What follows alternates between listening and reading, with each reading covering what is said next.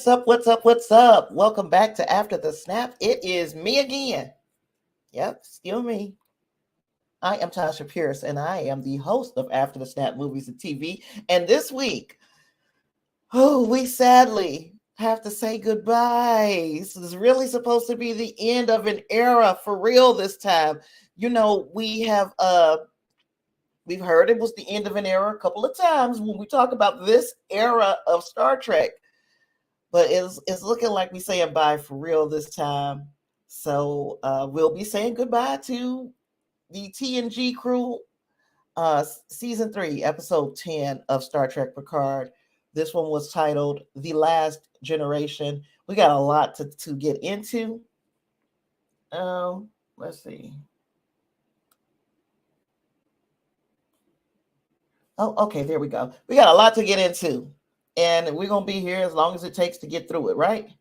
So anywho, I am going to jump everything off, however, as usual, with some news. And we got a couple of big things this week. So this is time for our Captain's Log, our weekly Star Trek news briefing. Starting with, we got Michelle Yeoh back, y'all. So Paramount announced that they will be doing Section 31, not as a series as we thought. It's going to be a movie, the first movie that is made specifically for Paramount Plus. It's an original movie event starring Oscar winner Michelle Yeoh. She's reprising her fan favorite role as Emperor Philippa Georgiou, first introduced in Star Trek Discovery, and it's going to begin production later this year. This was something that really excited me because, hey, Clarence said he was wrong. He was so wrong about this one. I honestly believe that she was under contract. I really and truly believe that they had already had an agreement that they were going to do such and such amount more work with her, and that they had to fulfill that. And this is probably the best way to fulfill it. I'm okay. I was hoping for a series, but if they don't have enough story to make it a series, then I prefer that they just go ahead and make it a movie, and hopefully it's good. Hopefully it's worthy of now Oscar winner Michelle Yeoh. Hey there, Dreamwalker. Good to see you. I know you're probably on break at school, so we're going to get through this news as fast as we can so we can start talking about the episode. Hey there, Justin. How goes it? Thanks for being here. So yeah, this was exciting for me. I'm very much looking forward to seeing what they come up with, and hopefully we give it a good response. And that way we can get more movies, because there are a lot of movies that I can just think of in my mind right now. But why would I tell you now when I can use that as a video? I'm not all the way stupid, y'all. But yeah, there are a lot of stories that I think could be told in a movie / miniseries format. And I'm looking forward to seeing what Paramount does with this new medium. Next is, guess who else is back, y'all? We got some Klingons in this thing. We got the Klingons back on Strange New Worlds. If you guys don't know what the heck I'm talking about, there was a trailer, the first trailer released for Strange New Worlds. And let me tell you, number one, of course, it looks good because Strange New Worlds. But second, we got some Klingons, y'all. And these Klingons, surprisingly, because the original series Klingons did not look like these Klingons. So we have got the Klingons that we have become most accustomed to in Strange New Worlds before the original series. But of course, we also know why that there is a difference between these Klingons. It was explained away in Enterprise. But it's good to see that, okay, we got to make a choice. Which Klingon are we going to bring to this series? We got a whole bunch to choose from. I'm glad they made a choice, and I'm glad this is the choice that they made. Let's see. Dreamwalker said, it's been a while since we've had a movie, so it'll be good. Closest thing was short treks. Yeah, and they were very short. So yeah. Clarence said, my biggest question on this is how. This is between Disco and TOS, and they don't look like either. Exactly. But this is what we were saying.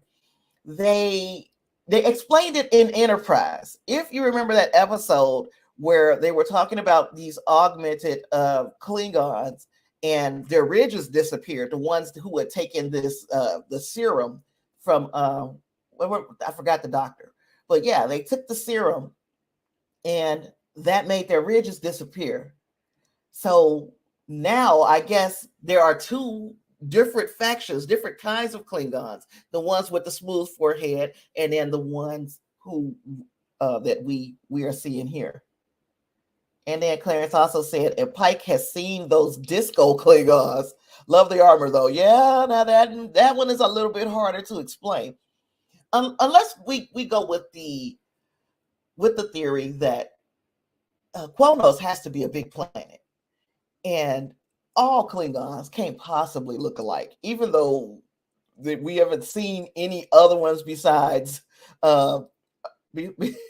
besides the Worf Klingons and then the TOS Klingons. Then we got those disco Klingons.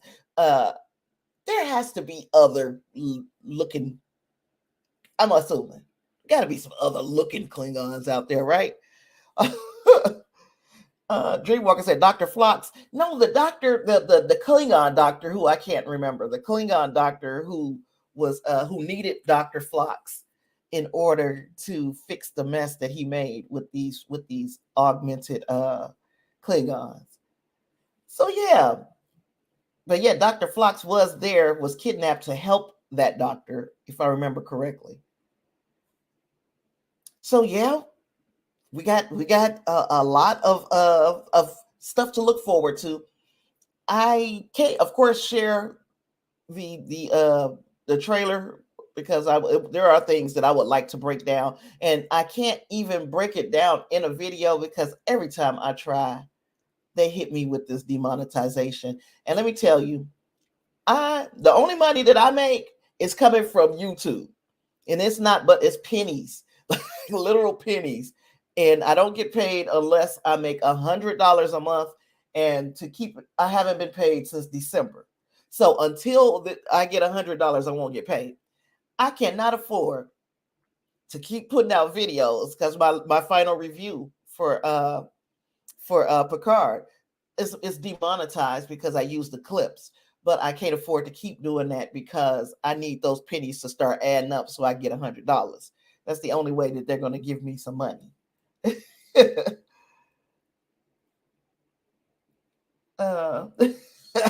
Star Trek, infinite diversity of ridges on faces. Yep, that could be a movie in itself.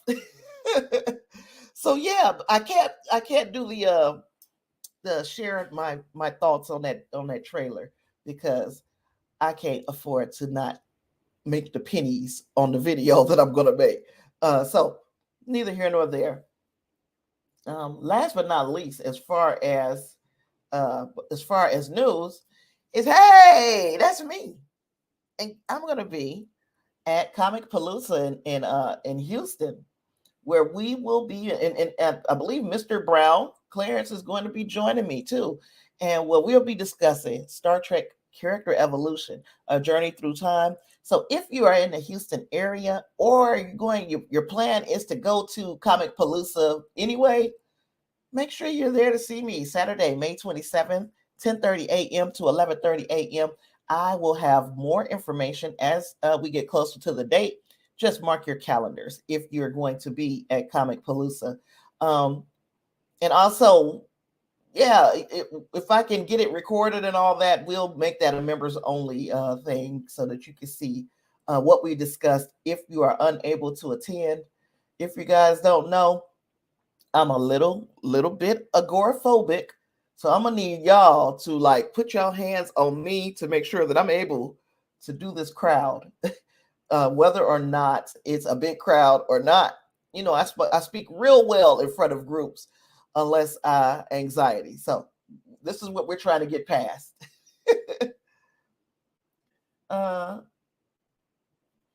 Clarence was talking still about the Klingons. He said, you can make an excuse that a large amount of them died during the war, but it was such a great story in Enterprise with Eric Soon. Yeah. And Clarence is also saying, can't wait, because he's going to be there as well. So if you ever guys wanted to hang out with me and Clarence, that's probably going to be the best time to do it. Thank you, Miss Powell. I'm glad to see you this week. I missed you last week, girl. So yeah, that is something I guess I'm excited about myself, and hopefully we get a little crowd. And if you know anybody who's in the Houston area who plans on attending Comic Palooza, make sure to tell them to look for me. Yeah, I can't wait to hang out with some of the faces in the places. So anywho, that's it for news. Unless anybody else has anything, we are going to jump right into our recap and just talking about this not just the final episode, but also this wonderful season of Picard. And if you look in the pinned comments, let me see. Yeah. So if you look in the pinned comments, there is a link to this stream. So if you would like to share your thoughts on screen with me, use the link and I will add you to the broadcast. There will be a 3-minute limit on how much you can comment, unless there's nobody else interested or whatever. I'm not going to rush anybody off if there's nobody interested. But depending on the interest level, there will be a 3-minute window.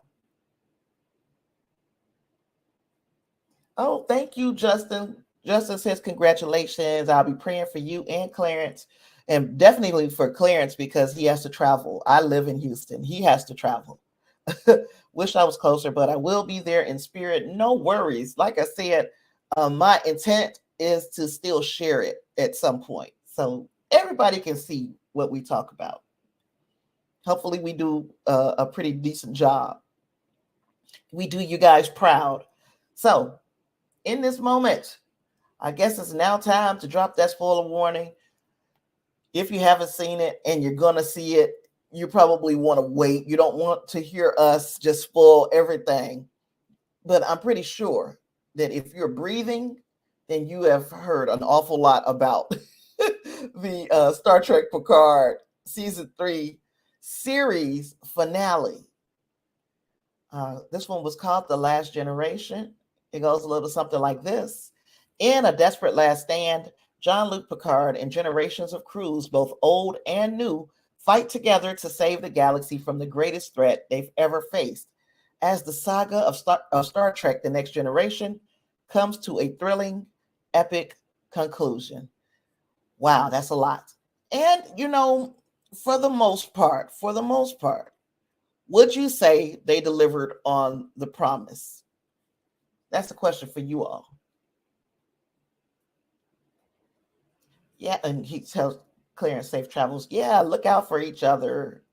So one of the first things that we noticed about this episode is the beginning part. And let me pull up my notes so I know what to call that beginning, because I hate just making stuff up.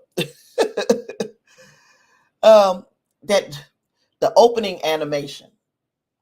The opening animation started as the USS Titan. Well, no, it started off like it normally does, and then we saw that the ship was the USS Enterprise instead of the Titan, and also that the words Star Trek at the beginning got a little Borgified. It got assimilated, so to speak.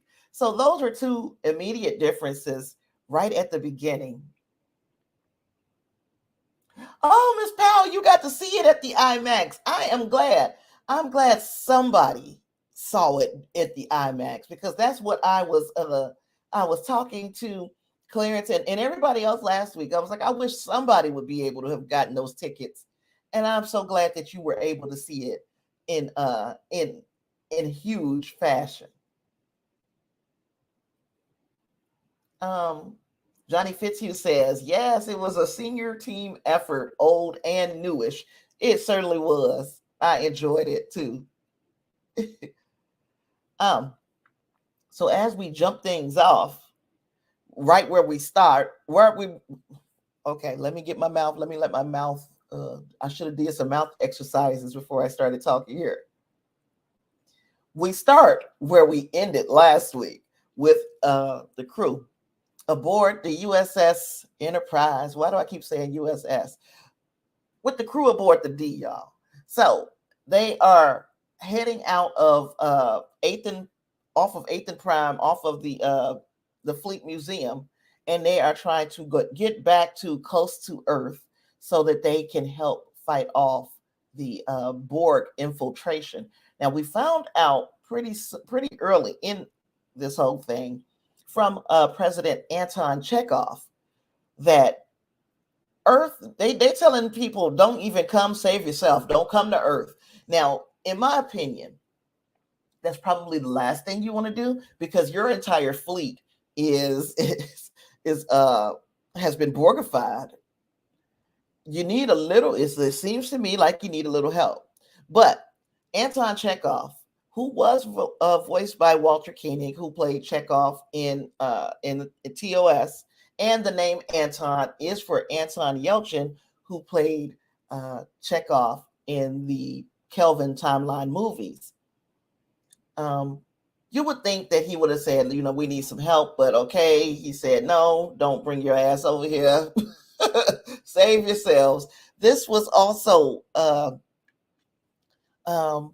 like a General Order 12 message. And that was the one from Star Trek For the Voyage Home. It was the warning that the president gave there that was telling people to stay away from Earth due to the destruction caused by that whale probe. So, same thing. Let's see. Ms. Powell said the IMAX crowd was so excited when President Chekhov's voice showed up. Yep, my question was actually chosen for the Q&A afterwards. Well, you'll have to tell us what your question was. And Clarence says this was amazing. That Anton Chekhov, very, very well done and subtle.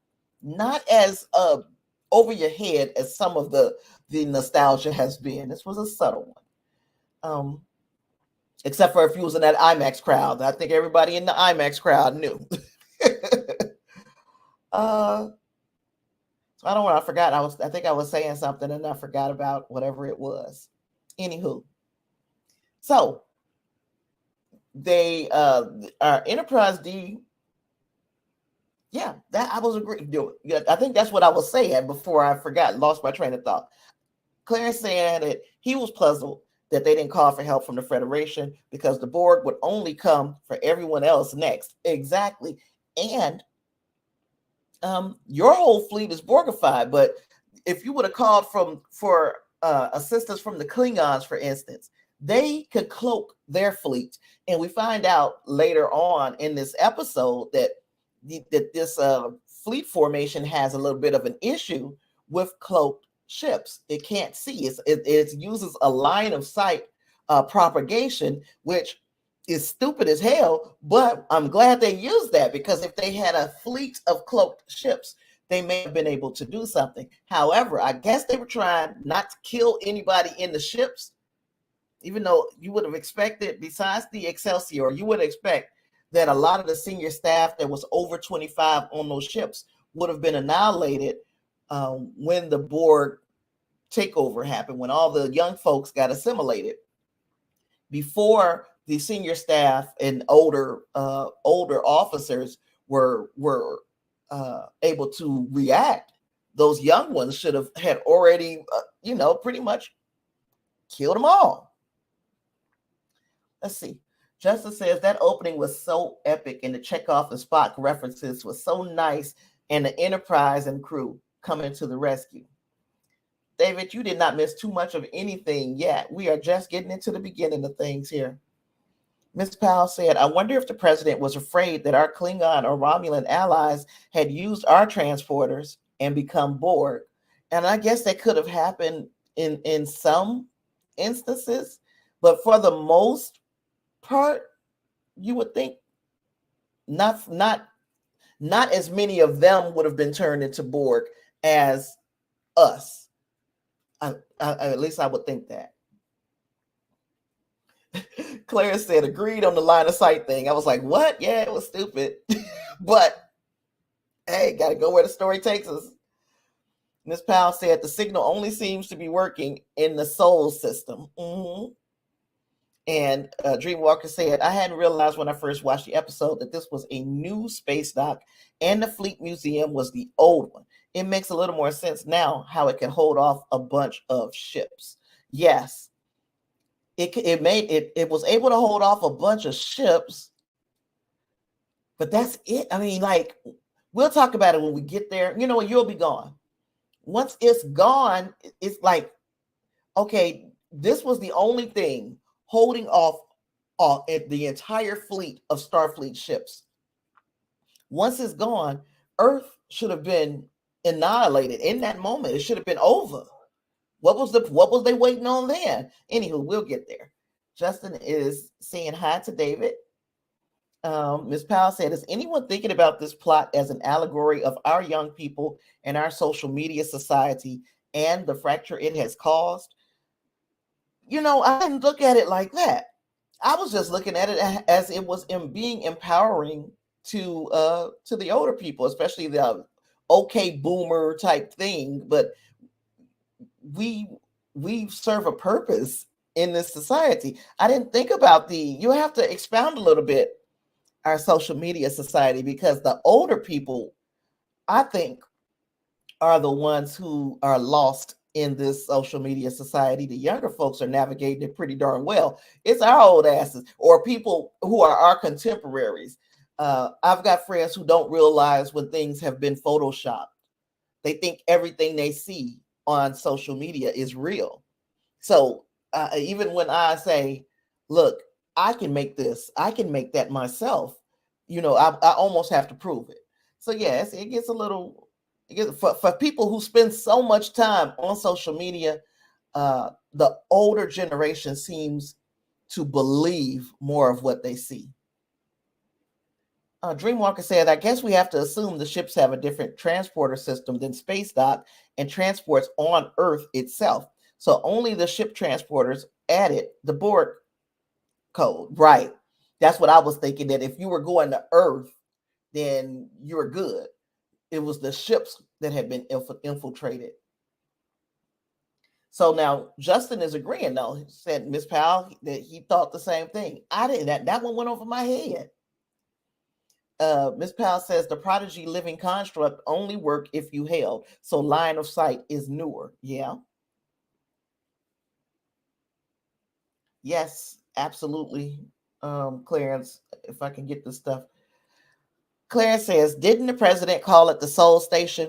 Also, I like how Earth have a full defense shield that we saw flicker. I don't know if I paid attention. I don't know if I paid attention to seeing it flicker. Now I'm about to watch it again with that in mind. Thank you for bringing that up. But yes, the president did call it Soul Station. He absolutely did. Hello, Chris. Glad you can make it, sir. Glad you can make it. Dreamwalker said Borg wanted to be slow and dramatic. Oh, about the about how it should have been pretty easy to take over after the space dock went down. I got another space dock gripe, but that's later as well. So we find out that the doggone Borg cube is on or near Jupiter, and the USS. I keep calling it the USS, and it's because that's the way it's in these notes. I'm sorry, y'all. And the Enterprise goes over to Jupiter, and it's like, okay, where is it? Because it's supposed to be over here, and Picard notices that it is hiding in the gas clouds on Jupiter. I like that. I like that they have that transwarp conduit coming from where I'm going to assume was the Delta quadrant coming through through Jupiter. And when we look at this Borg cube, it's a hot mess. They need to call housekeeping because it looks really bad in there. And That is from Janeway. When Janeway wrecked shop all the way over there in the Delta Quadrant, she left that Borg cube a hot mess. So we have the Borg Queen really pissed off that that Earth, Starfleet, uh, basically annihilated them, left them out in the Delta Quadrant to die. Just messed up her entire collective and left her to die in that Borg cube. The changelings have their issue with Starfleet as well. My question that was never answered, as far as I could see, somebody did have a reasonable response on one of my videos, but as far as I could see, we never got an answer in the series that said how those two got together in the first place. Okay, so let's see.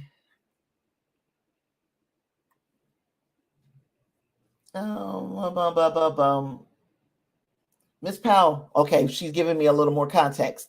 She says our young people are so connected that January 6th can be planned on socials. Bullying and racism are being propagated on socials. You know, there's a lot of folks our age out there too. So I'm thinking social media is a problem, period. If you don't have good intentions, if your intentions are terrible. But January 6th, yeah, that was something. And again, it was something planned by a lot more than just the young people. It's real easy to blame it all on them young folks and the bullying and the racism. You know, I don't know if it's, I don't want to blame it all on them young kids because we do stupid stuff too. And I'm 50, so I can say we.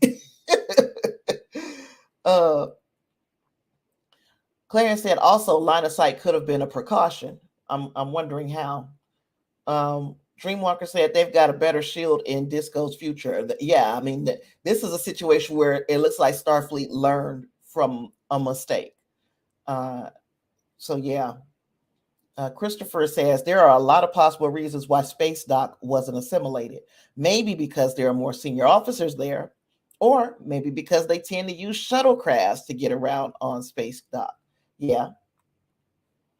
Ms. Powell said they said that the orbital stations, probably the offensive capabilities, and Space Dock powers the planetary shields.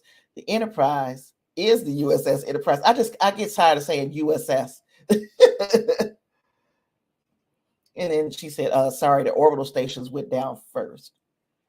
So yeah, let's move on. Let's see. After, you know, when I first saw this, I was like, are those antennas? But those are parts of, I guess, the Borg cube just hanging out of the, was hanging out of the off of the planet.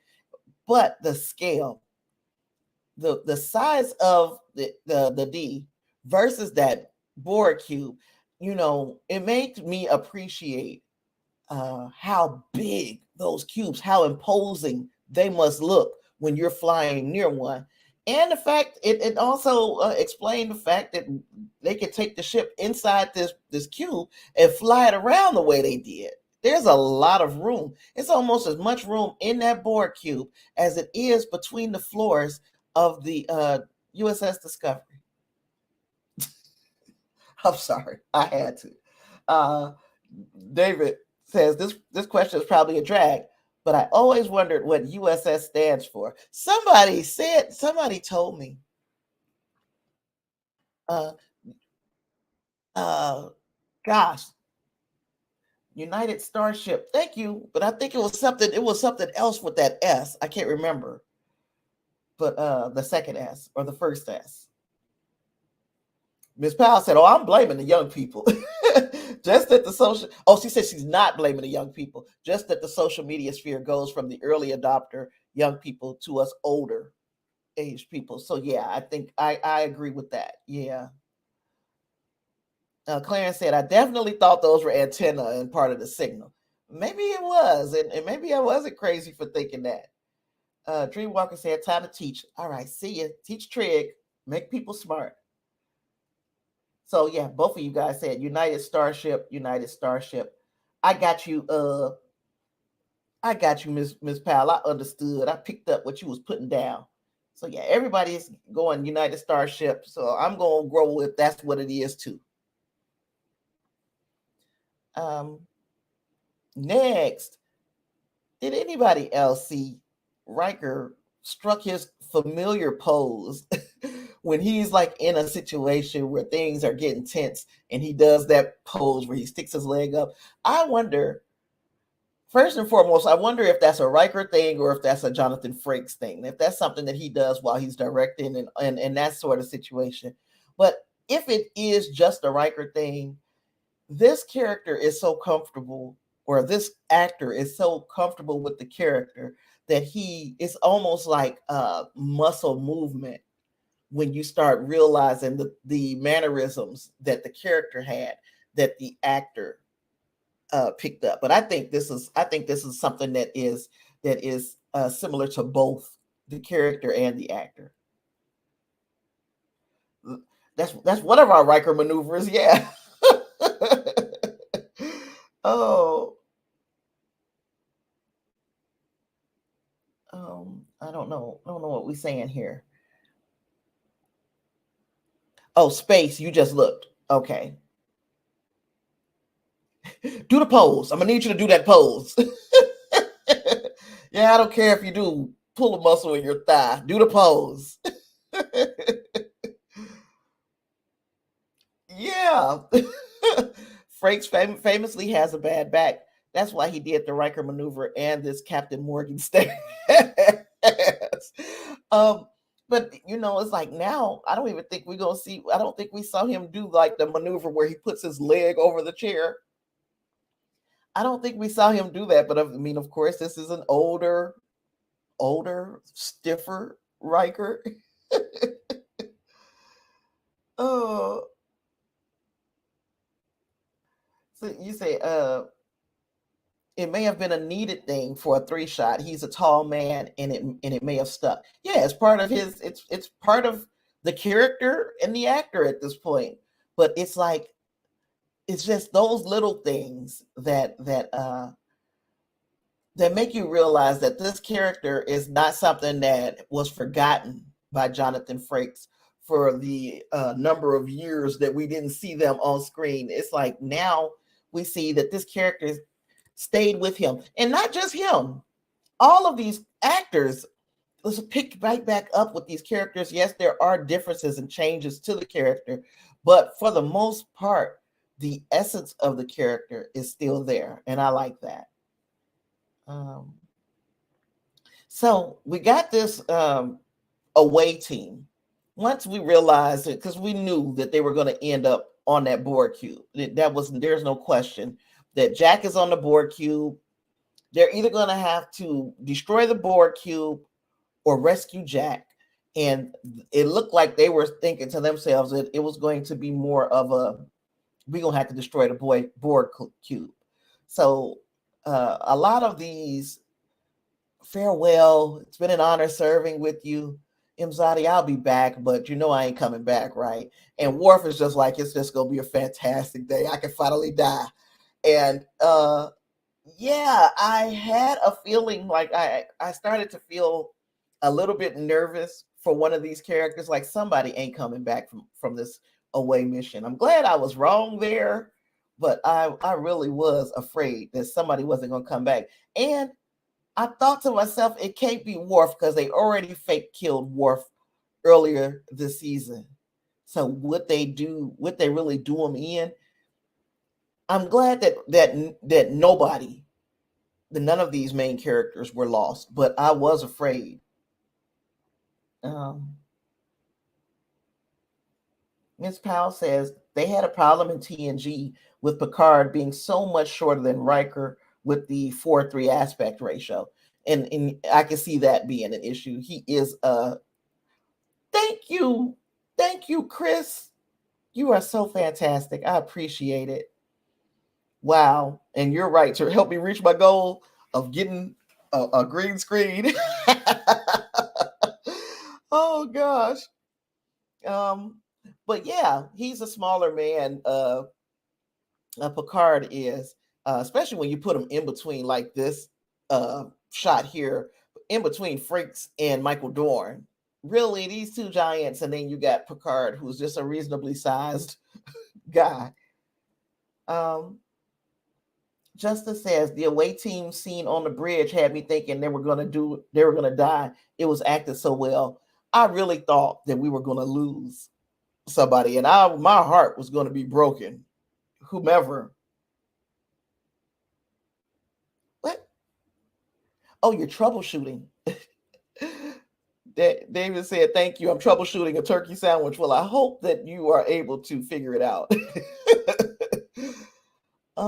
So yeah, that was scary.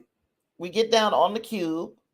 Well, I guess I hate long goodbyes, but I had to put two slides up here with the same for the same purpose. Yeah. Poor Beverly couldn't at this moment look at Picard after he told her that she had done so much to save Jack so far and that Picard would bring him home. She was even already thinking that Picard would die. I agree.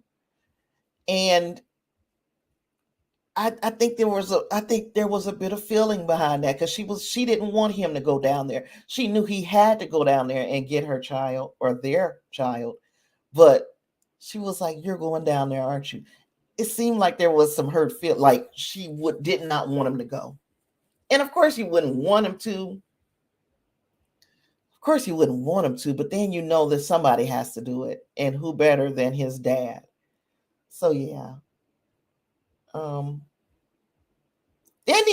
They went a little horror with some of the elements of what we see on that Borg cube. And what we were seeing is these Borg who had been hooked up in their alcoves, and the queen was feeding off of them because there's nothing. The Borg cube was basically what did Data say? Data said that the Borg cube was 36% operational. And I make notes, and I don't never use them. And it's always the word. It was 36%. Data notes that the Borg cube was 36% operational, and in Best of Both Worlds, Shelby said that a Borg ship could continue to function effectively even if 78% of it was inoperable. So we have a precedent for this Borg cube being operable at 36%. Yep. You were close, 36. Yeah. Yes. Now, this is one of the things that made me a little peeved about this final episode, is that we didn't see Janeway. They talked about Janeway far too much this season. As someone else mentioned in our Discord, by the way, if you're not part of the Discord, there's a link in the first pinned comment on this chat where you can join the Discord and become part of the conversations that we have between episodes and between series. But someone made a point that Seven gets promoted and Janeway's not there. They name dropped her a bunch of times. They have one of the most important events in her mentee's Starfleet career. And you got this Borg cube that Janeway utterly annihilated, tore that thing to pieces, destroyed it. She dealt a crippling blow to the Borg. And there's nothing, we get nothing but nothing. Are we serious? So when I say that there's precedent that says we need some Janeway miniseries, or we need a Janeway movie or something to explain what she was doing during these events, that she missed all of that. Because there's no way in HE double hockey sticks you could tell me on any other occasion that she would have missed all of that. The Borg have been missing in action, but I think they were mentioned and I can't don't you if somebody remembers better than me without the brain fog, please put it down in the chat so we can remember. But yeah, I don't remember in Discovery. I don't know that I know they haven't been seen, but I think it feels like they have been mentioned. Um oh, so then why did they have to do? They should have just never. We wasn't even thinking about Kate Mulgrew. They should have just left her out of it. I agree with this though, Justin, that he was reading that Mulgrew was under a different contract with Prodigy. So you think that they would say, okay, we're under this contract with Prodigy, so because you're animated uh, uh, um, form. What word am I looking for? You know what I'm trying to say. You and your animated form and your voice are on Prodigy, so your live action form or voice cannot be on any other show. Is that how we are reading this their contracts? Because if so, that isn't it all one franchise? Make me understand. Okay, so Chris is explaining it a little bit more. I think the producers didn't have access to Janeway. I've heard a few reasons, but it's being kept hush hush. Okay, I'm gonna roll with what you guys are saying. Um, Christopher says a different contract with Prodigy wouldn't be it. Yeah, they seem like they would be, because we've seen live action Riker in Picard, and then we saw animated Riker in Lower Decks, and like same season, where the same year, put it like that. Miss Powell says Terry said that the line producers told him that he couldn't get Janeway or Soji, etc., for money reasons. There we have it. He had much less money than Discovery to make this season. That's why the first episodes were bottle episodes. And I mean, I can imagine that he had a lot less money to make this season, but he spent a lot of it recreating from the ground up the bridge of the Enterprise, which and there were places that could be cut. We can almost say there were whole episodes that could have been cut if you wanted to make room for some other people. I think.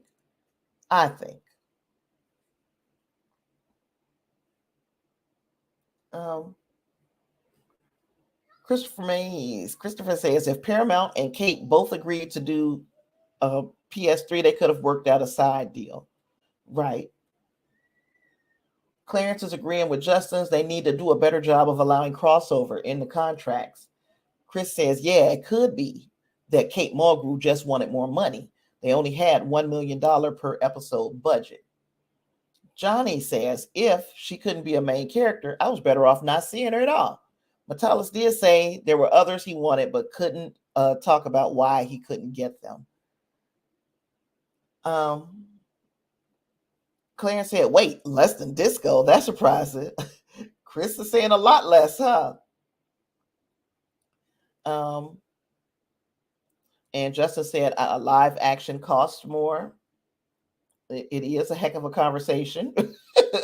I can't avoid getting down in here with y'all. Disco is expensive. This is from Miss Powell. He said that the bridge cost and all the TNG cast were very expensive.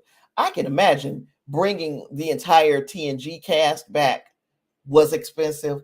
Building that bridge from the ground up was expensive, and then some of the special effects, such as the de-aging and those kinds of things. I know that those tend to be more expensive as well. But I honestly believe there were at least, if you cut the fluff, there were at least 2 episodes that could have been gone. We didn't even need them. We needed certain parts of them, but we didn't need the entire 48 minutes or whatever that could have saved in costs. At least I think so. I could be wrong.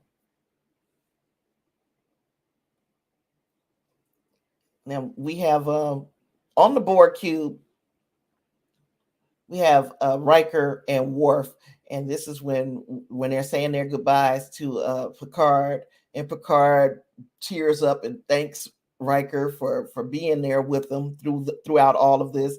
And Riker's like, I had to. This is what we do.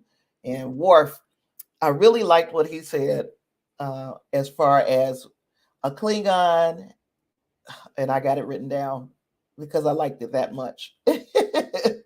He says a Klingon has two turns of phrase that, and I got to find it because I don't want to mess it up.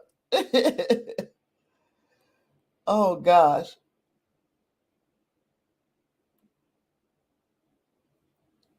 Oh gosh.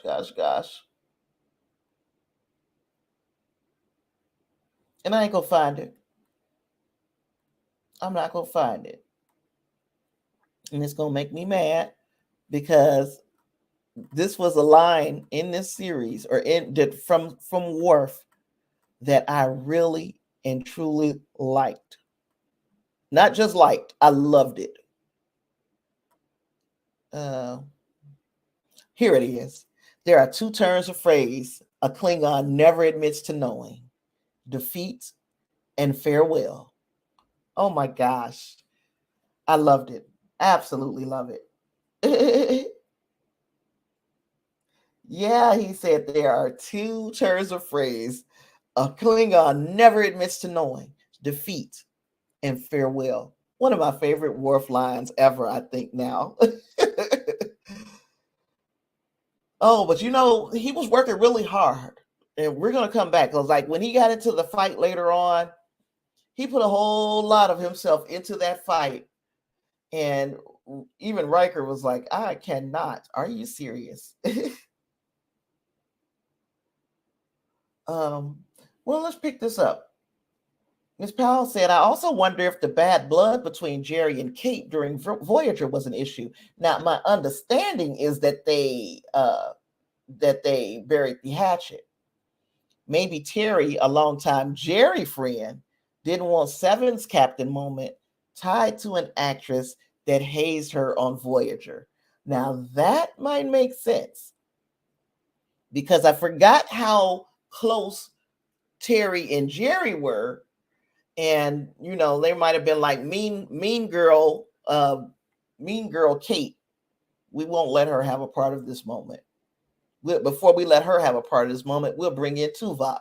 I can see it.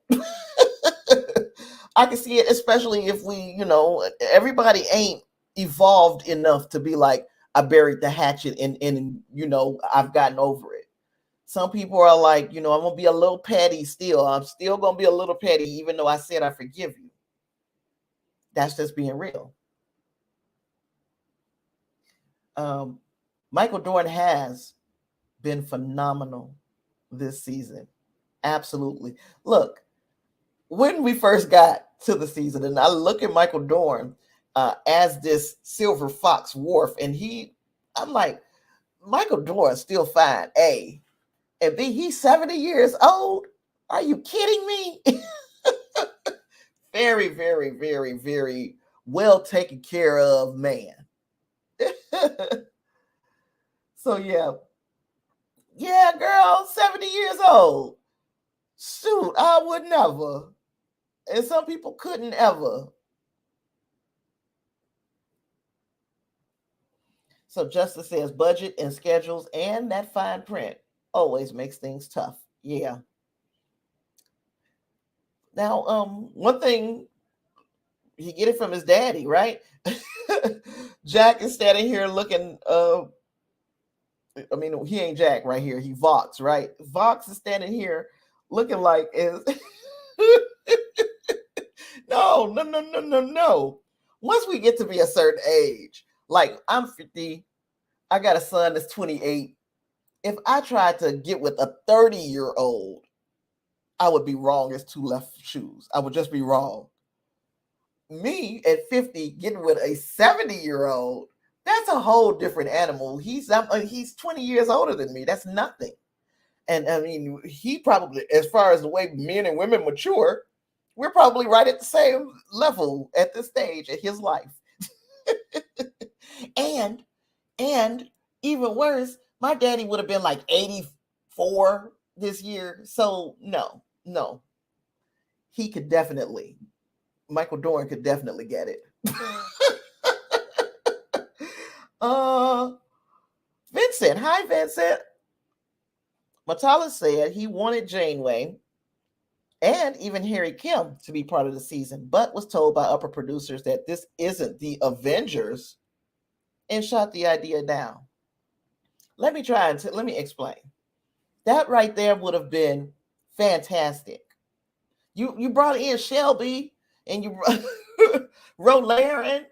Yeah, you needed to have at least Harry Kim if you couldn't, do the Janeway thing.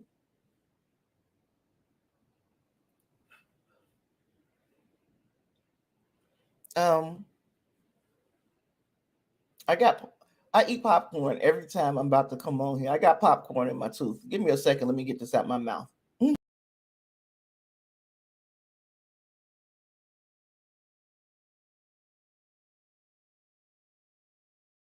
Where I got to eat popcorn right before I come on here. Anyway, the TNG cast is the only cast that is super, super close. TOS, Voyager, and DS9 all had some issues. Brent was LeVar's best man at his wedding. Brent is the godfather of Gates' son, who was also named Jack. Oh, that's real. And I always thought that some of the, not all of them, not the way the TNG crew run together, but I thought the other, not Voyager, not all of Voyager. So I guess if you're talking about the entire crew, oh, have a good time at choir rehearsal. Sing one or two for me. Yeah, I was wondering if I thought that the DS9 crew was a little close, with the exception of maybe Avery Brooks.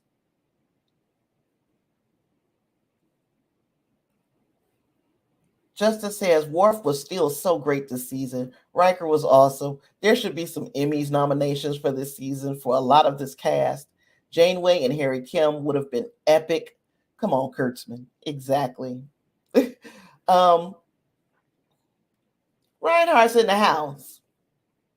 Reinhardt said, I have to be honest, Tasha, you know what I wanted to see? After Tuvok gave Seven the news that she is now a captain, and she walked out of the office and Tom, Harry, and B'Elanna were waiting for her. That would have been nice, too. Excuse me. Now, as far as this Emmy conversation, though, at the absolute least, I think there should be some discussion for Stashwick, especially if you just want to focus on one scene. The one scene in 10 Forward, Holodeck 10 Forward would have been perfect. Ed Spaliers has done a fantastic job as well. There should be. And then, I mean, if you want to talk about not just what happened on the screen, but what happened behind the camera, there should be some mention. We should make a little noise come award season. Emmy for Star Trek is the dream. Yes. I am the Dark Magician. How are you? Could you imagine they bring back Harry Kim and he's still an instant? Or he better not. That would be just plain disrespectful. Even though it would be funny, it would be plain disrespectful. You the same rank as Jack, and he just got in Starfleet. Christopher says Stashwick or Frakes for an Emmy. Yes.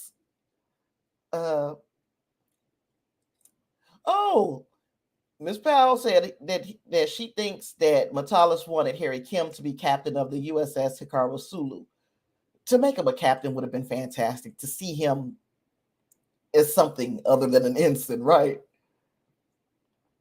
Yeah, Frakes knew how to be a tearjerker this season. He really, and I know you meant Frakes. he really did turn it on this season. I wasn't a fan of the Borg look for Jack, and I'm talking about his whole little uniform. I wasn't a fan. However, I understood that they were going for a very locutus look, but more evolved, I suppose.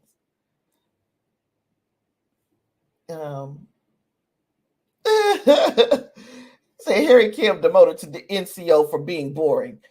You know what? I liked Harry Kim. Even all the stupid stuff that he got into a lot of stupid stuff. It wasn't just all boring for him. He got into some real stupid stuff throughout the Voyager series. Shucks. Yeah, Gates for an Emmy. Yeah. She walking in the door while texting. You're all so engaged. Thank you. We are so happy that you're sticking around. I know at some point you got to say goodbye to us, but I'm glad you stuck around to keep the conversation going. Speaking of Gates, here she is in a position that we are used to seeing her in over here at the science station on the D, and she's trying to figure out a way to locate Jack in this moment. What we're not used to seeing is her in her next position, and we'll get there. I wanted to talk about the Borg Queen again. They went for some horror aspects, horror elements in the way they presented the Borg, and I think it worked. It worked at least for me. So we got Alice Krige, who voiced the Borg Queen, but she was not the body. The body of the Borg Queen was from Jane Edwina Seymour. She was the body double, and the voice was Alice Krige. And let me tell you, the movements, the way this actress moved and portrayed this Borg Queen was actually scary. It was horrifying to me. Yeah, but that was the actress, and I wanted to make sure that we talked about her because we all are saying that, okay, yeah, that was Alice Krige, and it was her voice, but the actress who we were actually seeing was Jane Edwina Seymour. So let me see. Reinhardt still looking for that Captain Harry Kim moment, and hopefully we'll get it. Justice says, "Hi, Reinhardt. I think Frakes should be. I think Frakes should be Stashwick, Ed, and Stewart. That scene with him and Jack made me cry. It was so real. I'm a little confused, but okay."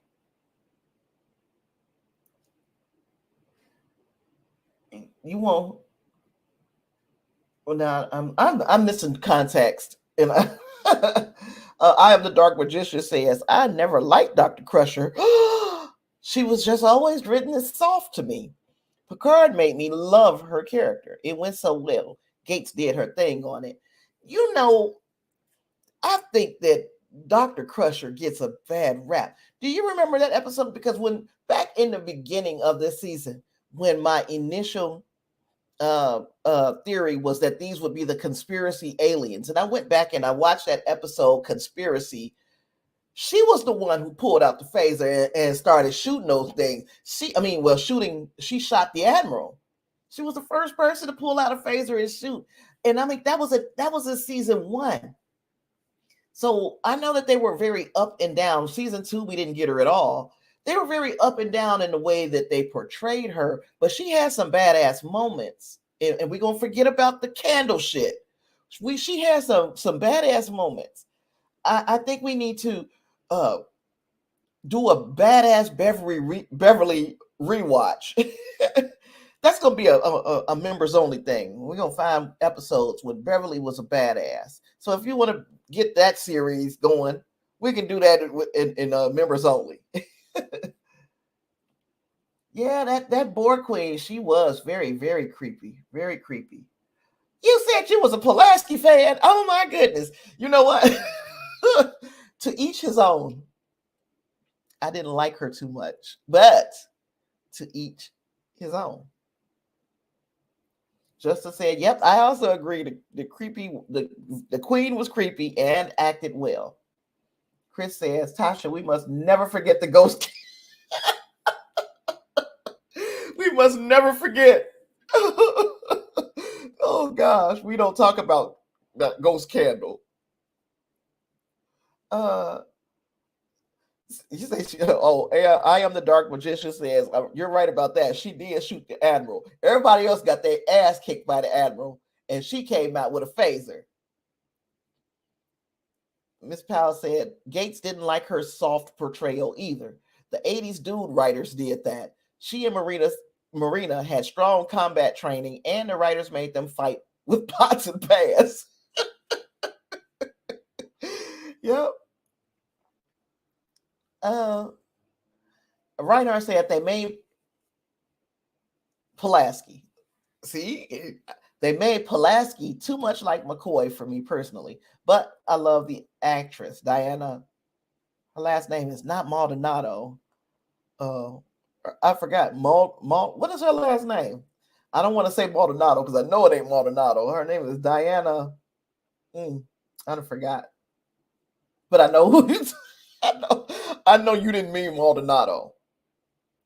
So yeah, okay. So then this was the scene I was talking about. Worf got in this fight. He pulls out his Kurleth, that new weapon that we've seen him using. He is going to town against these Borg drones, and finally he gets shot. That's what Maldor. Thank you, Vincent. Maldor. Finally he gets shot, and which would meant this is where I started to think, oh my God, Worf gonna die. So he goes back to where Riker is, and Riker tries to pick up that Kurleth, and we find out that Kurleth is pretty darn heavy, but it also has a phaser at the hilt. So Worf could have at any time pulled the phaser because he was having so much fun using the sword that he was like, forget the phaser. Plus, Worf had no intention of living through this fight. He wanted to die this honorable death on this Borg cube, and he was doing everything in his power to make sure he didn't survive this fight. I don't know. Chris says Gates and Marina had amazing aerobic scenes, at least to teenage him. Justice said Crusher took out a whole Borg ship with a star in a TNG episode. She is a Borg killer. Yeah, she's a baddie. Reinhardt said he's fighting with his iPhone because he wants to correct everything. He had his name right, and it corrected it to that because that's what phones do. They think they're smarter than us. And in many ways, they are.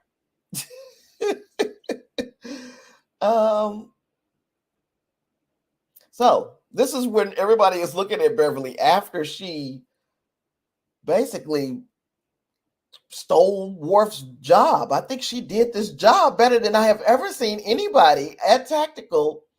Torpedoes away. What else did she say? Because I've got a note for that. Gosh, I suck with the notes too. I suck. I should have had that out already. But again, I suck. She said, torpedoes away, locking phasers and returning fire, and then just took out the all of the Borg, what do they call it, turrets. She just nullified the whole attack. And everybody in on the bridge was like, what the hell? And she said, a lot's happened in the past 20 years. And I was digging that a lot.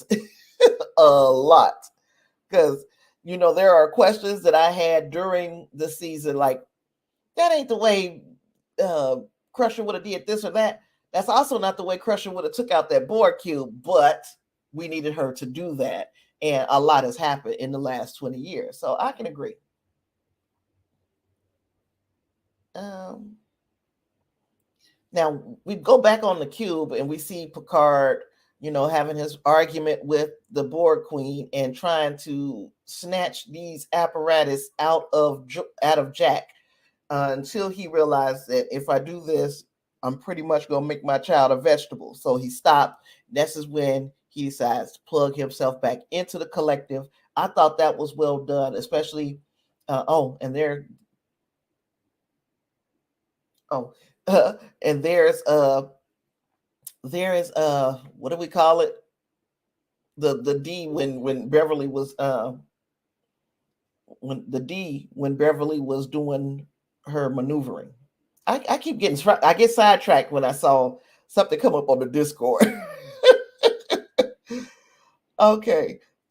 So yeah. So we get that point to the point where we're gonna have to blow this ship up because the beacon that we're looking for is in the center of the ship. So if we destroy the beacon, we destroy the ship. Geordi turns and is like, Beverly, he's basically making it her call. This will be killing Jack. But if we don't do this, then everybody on Earth is going to be destroyed or assimilated. So, she did what would have been better for the greater good, even though you could tell she is very heartbroken. And another thing about Beverly this season, she has evoked a lot of emotion without opening her mouth. She has done a lot of body acting, and you can almost feel the emotions coming off of her without her saying a word. So that is very masterfully done as well. So yeah, we got Picard in the back in the collective, back in this thing as Locutus. They take it back to the original Locutus, and he's now plugged in. He's going to appeal to Jack, and Jack is understanding the what Picard was talking about when he said there's a certain euphoria when you're connected to the cube, to the collective. Jack is feeling that euphoria. It's like a high. He don't want to come down. He's so connected. He has all of this connection, I guess. And this is the word that I keep coming back to because this is the word that kept repeating this season. He has all of this connection and he doesn't want to give it up. So Picard tells him basically, well, if you don't want to give it up, then I'll stay here with you. And I'll stay here to the end. And as I said in my review, the end was coming real soon. So they wouldn't have had to wait long. But I also said weeks ago that I felt like love was going to win the day, and that's how they're going to beat the Borg. I was correct. And even though I was correct about a lot of stuff this season, the getting there made it worth it in a lot of ways. There were some letdowns of episodes and the such, but getting to the point of seeing how love was going to win the day was satisfactory for me.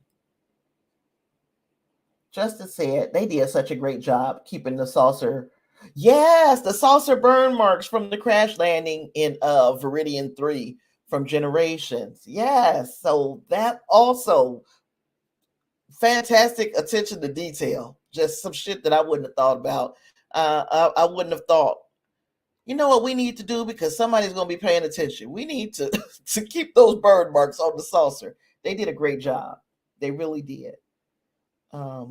So this is where things pretty much end on the ship or on the Borg cube. Jack and Picard tell the Borg Queen off. No, we're not going to be Borg, and I'm not going to die on this cube. No. And going all the way back to the first episode Encounter at Farpoint, when we found out that Deanna and Riker were psychically linked. I thought, okay, how are we gonna find them? And then she finds them by feeling him. She felt him. And when she felt him in her head, she knew exactly where he was. She's like, I'm not about to let my Mzadi go. I'm sorry. And there she went. She went after her man and she found him and she beamed him up. And the next thing you know, we're going to wait because we're going to go back to the D. We're going to tell this whole D, I mean, not the D, the Titan. We're going to tell this whole Titan story. We got the people my age on the Titan. They are armed and they are going to storm the bridge. So they storm the bridge and they start taking out the Borg drones on the bridge. And I'm like, are they killing these people? But it seems like they weren't. They were shooting them, and it was sending them to a transporter room where they were locked in. So somebody had rigged up a phaser to be a portable transporter. So that was, that was ingenious. I would have loved to have seen how that happened, but it's probably none of my business. It's probably none of my business how it happened. we got, like I said, middle-aged people. We rock. And I see Dr. Oak back there, and I'm like, where did she come from? Because I hadn't seen her in weeks. I thought that she was among the people who had beamed off of the Titan and went over to that other ship, the USS, was it the Odyssey? What was the name of the ship that Rolaren came over on? So I thought she was on that ship. That here she is. She's there, and she got a gun. Yes. Let me see. Justin said that whole father and son scene was perfect because they didn't show much love toward each other, and Riker found his faith again. Yeah. Beautiful, beautiful scenes, beautifully acted. Justin also said the transporter tech with the phasers was awesome. Yes. It was the Intrepid. Thank you. It was not the Odyssey. It was the Intrepid. Okay. So yeah. So people my age take over the bridge. They just sent the youngins down to the transporter room. I would think they would have tried to have sent them to the bridge, but maybe they didn't have time to rig all that up. Because I would have sent them to the bridge. I wouldn't have sent them to the transporter now. Get out of that. Because as we find out real soon, they get out of that transporter room. So everybody is getting into their positions on the bridge, and what's her name? Seven is like telling the cook guy, I need you to get to your station. It's like, I ain't got no station, I'm a cook. It's just, no. You whatever station is empty, that's the station you are right now. You ever flew a plane? You ever flew a ship? Oh yeah, I've done that. Okay, you are now a helms person. Get your ass over there and sit in that chair. So I like how she had to give him that little bit of a pep talk. We don't have the luxury of having people who fit the job roles. That thank you, because I forget to say, please like the stream. So please like the stream if you guys are still hanging out with me. Thanks, thank you, Chris. Yeah, we ain't got the luxury of saying what our job is and what our job isn't. As Seven lets us know later on, we are what's left of Starfleet. Then we saw whoever that was sitting at at the first at the other helms position. He's like, okay, we see a ship, a Federation ship out there near Borg Cube. Raffi looks, trying to see what it is. He was like, it's NCC 1701D. Listen, baby, if you don't know the Enterprise, if you don't know that it was designated the 1701D, what the hell? What kind of career have you had? Like Chris said in our Discord, and she must have spent her entire Starfleet career up to that point high off her ass. Because that is like everybody should know exactly what the 1701D is. But she acted really surprised. The dude, Vincent said, I loved how the cook dude still had his hairnet on. And I'm still trying to figure out what his job really is because don't we have replicators? What do we need with an actual cook on this ship? Gosh.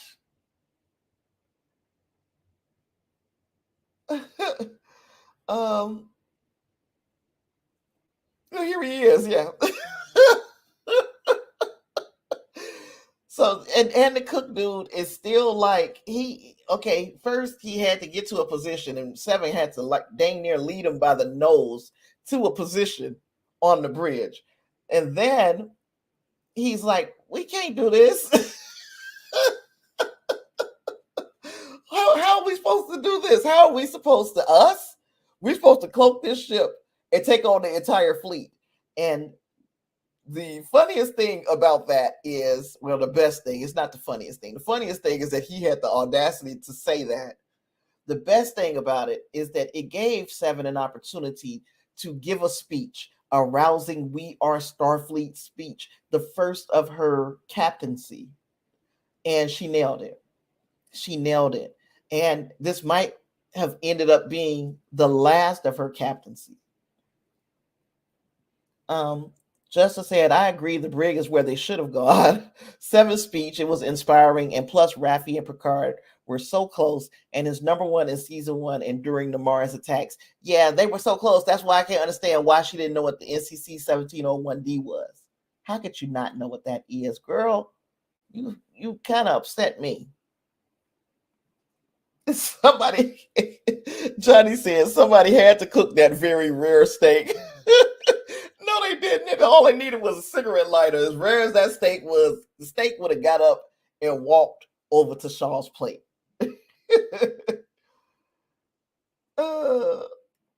Reinhardt says, Jerry Ryan has always been awesome, so he's not shocked that she killed it in that scene. She did do a fantastic job selling the fact that we need to go ahead on and basically sacrifice ourselves because we got people on that planet. So no, we might not be around to see it, but those people that we love will have a chance, a fighting chance. Oh my gosh, you're one of those people. See, there are two kinds of people. People who cook their steak and people who don't. And you're one of those that don't cook your steak, huh? You warm it up. You warm your steak up. You might not like, you would definitely not like the way I eat mine, man. It has to be like medium well. It could be a little tiny. I can see a little bit of pink on the inside. Oh gosh. You say you accept that? We ain't got no choice. I'm the person I'm gonna cook the shit out of that steak. And I've had friends who will tell me that steak is you made that steak rubber. I'm like, it is just fine. See? Yeah, my friends be like, you done made us a rubber steak. And I'm like, yep, it's beautiful, it's delicious. Okay. Surprise, surprise. Once they get a little idea on the bridge of how they're going to combat the fleet, take their mind off of Space Dock and the attack on Space Dock and put it on them, is they're going to use the cloak on the Titan. They're going to cloak themselves, then they're going to uncloak and launch a volley of fire at the fleet, and then they're going to cloak again as quickly as they possibly can. And they're going to keep doing that until they're killed, basically. Oh, hey, Wynn Grace. I'm so glad you're here. Welcome to the show. So, yeah, so this is what they're going to do. They're going to do that back and forth until they die. They thought they were going to do this at least a few times, but then here come these monsters, the Borg babies. They then came back to life, and they then found a way to open up this transporter room door. These doors are no better than doors that we have right now in the 21st century. So, anywho, they are breaking through this door. And then we notice at pretty much the same time, Space Dock has fallen. We've lost Space Dock. Earth's only defense is gone. And now the fleet is making their move on Earth, right? Then you got the Borg sisters. You know what? Sydney LaForge started the season off Sydney LaForge. Then we saw Sydney LaForgerie. And now we're seeing Sydney LaBorg.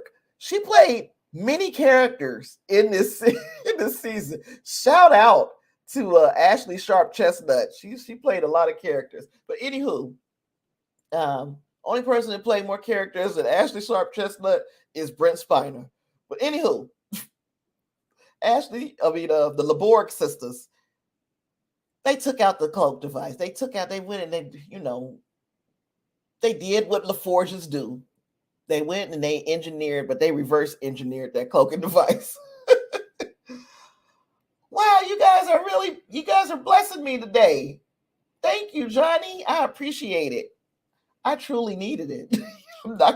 I'm not gonna lie to you. Chris said you're gonna cook me some proper brisket, Texas style. You know what? You might be able to convince me to eat some pink meat. Justice says medium well is okay, Tasha. My grandma made hockey puck steaks. So medium well is okay.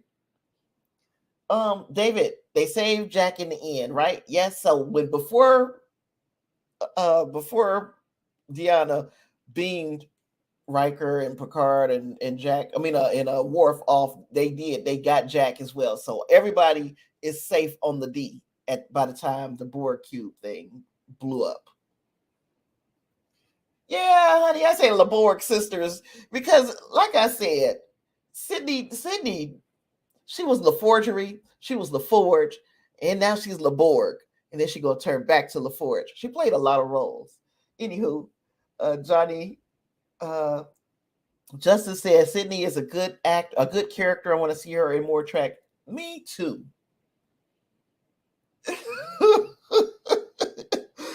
Reinhardt said, I did medium rare last time, and it depends on the cut. If it's thick, I got to go with medium. Okay, well, yeah, it's like certain kind of steaks. You gotta change your mind.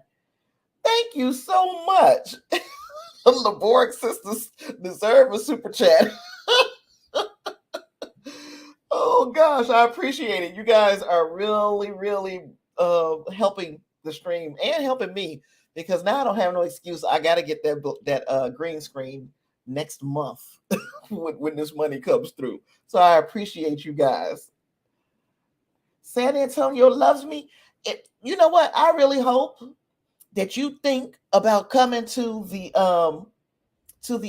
Comic Palooza in Houston in the end of May, and I'll put the thing back up, because I'll be there presenting, me and Clarence, who was also in the chat somewhere. He said, Tasha, brisket is 200 degrees, so not rare at all. Look, man, I don't know. I know I've eaten brisket here. Where I'm from, you ain't getting brisket too often, because I'm from Gary, Indiana. So Chicago area, we eating pizza and wings and the such. Out here in Texas, yeah, they are out here. They serious about that brisket and stuff. In Chicago area, we going ribs and we're that kind of barbecue. Out here, they doing some really different ish. And I love brisket. I wouldn't be able to make it right, because you see, I was gonna burn that brisket up. Brisket was gonna be burnt. I was gonna be waiting for something to happen to it. Oh, Reinhardt said, I gotta be straight up. We got to give a shout out to Star Trek Online. Does that fight look straight up like what I've done in that game 100 times? To see it in live action, that was amazing. People were saying, because I don't play the online game, I have watched the game play. people were saying it was like the Armada, Star Trek Armada or something of the sort. So yes, that fight, the battle did look good. And I can imagine if you played the game and are a player of the game, that it would have been fantastic to see for you. And we see the Borg babies make their way to the bridge. They get their butts to the bridge and they pull their phasers on their former friends. They was ready to go. And then right in the middle of all of that, we got this. Ah! The Borg Queen got taken out finally. I think it's over finally for the Borg. Evil dies tonight. I don't know if you guys watched Halloween. So not the last one, not Halloween Ends, Halloween Kills. When the townspeople were talking about they were going to go and they were going to find Jason. Is it Jason? Michael. They were going to find Michael and they were going to do him in. Evil dies tonight. Well, evil has finally died tonight. The Borg, that cube is gone. The Borg Queen pretty much looked like she got blew to pieces. So it's no coming back from that. The only Borg out there now should be the Borgati Borgs. And we don't know, given what Matala says she's still at that other transwarp conduit. So whatever's on the other side of that transwarp conduit better have been more deadly than what was happening over here at Space Dock, because the Borgati Borg could have been there to battle the other Borg. That was a lot of alliteration. A lot of B's came out of my mouth, and I'm very happy that I got those done. Yes. Justin is agreeing with Reinhardt saying that it does remind him of Armada and Star Trek Online. Halloween is your favorite horror movie. You thought the same. The evil dies tonight. Oh, and Picard actually said it. He was like, after 35 years, this evil dies tonight, or this ends today, or something of that. Oh, David, you're like number 9. I need some more likes. I need some more likes. It's a few more people in here than there are likes on the board. And I'm not gonna call any names. I'm just playing. I don't know who you are. Oh gosh. So when the Borg Queen went boom, Sydney LeBorg came back to Sydney LaForge, and she gives Commander 7 a great big old hug because she is relieved. I almost killed you, girl. I was about to kill you, or you was gonna kill me. One or the other. One of us was gonna die. Maybe both of us. Give me a hug. Now we start getting into the aftermath, and they kind of relegated like the aftermath of all of this stuff that went on to a couple of lines in Riker's captain's log at the end of everything. So what he said was, Starfleet has implemented a fleet-wide transporter solution to purge our young officers of the Borg infection, a world-saving effort developed by our new head of Starfleet Medical Branch, Admiral Crusher, who also, where is it? I hate when that happens. I ran out of a screen. No. Instead, who also developed, she developed something, who also managed to spearhead technology that privately scans for other irregularities. So he's the other irregularity, the changelings. So again, stuff that bothered me. One of the things that bothered me is that we don't know how the changelings hooked up with the Borg. I don't understand. Okay, so this changeling came off of the transporter pad. This thing that they've done, that Admiral Crusher has spearheaded, this tech that is able to scan for changelings. He comes off the transporter pad. They can see that he's a changeling, so they try to apprehend him. Why doesn't he just turn to goo and slither away? Why is he allowing himself to be arrested here? We should have more of a changeling issue still in Starfleet, because it starts to get too easy to just avoid the transporters. If you are a person or a changeling, you ain't supposed to be there, and now you see a couple of your buddies get apprehended, even though this shouldn't happen, but it did. Okay, they got apprehended. Then all you do is just avoid the transporters. You should still be in Starfleet. Am I right? So that was we're gonna hurry up and end this, and I think that was a very, it's mediocre, satisfying, but it is a little lazy. What was it? Is Stashwick coming back one more again? Now we see Seven feel like she's about to go through a disciplinary hearing from Tuvok, and like I said, Tuvok should be the last person that they call to discipline Seven, because they have a relationship that is more like a friendship now. But what he says is, y'all hijacked that man's ship. Y'all basically made that man go to his room while y'all tore his ship to pieces. And she was like, well, I'll quit. So Tuvok pulls out her review, her little holographic review. And this review was prepared before Picard and Riker got on the Titan for the first time. So this is what he was thinking of her prior to all of this happening. And he said, I'm from a time past. Seven is relentless, and she's tenacious. She takes risks, and maybe that's what we needed. And I have been complaining this entire season, or at least most of it, not the entire season. For most of the season, I have been complaining that he don't seem to have the chops for being a Starfleet captain, and that he's kind of too timid, too gun shy. Those were my complaints. It felt redeeming for him to admit that is the way that he was basically playing the role as a person from a different era, who was a little bit less.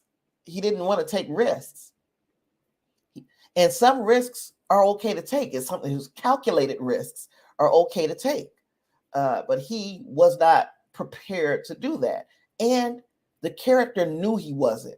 I appreciated that. Another thing that I appreciated is the actor himself, Todd Stashwick, saying this was not a character that people were supposed to like. People might have been like, okay, I see why he did this or that, but they weren't supposed to like him until the end. And he played it that way, but people still found something that they liked about the character as we moved through the season. I did not.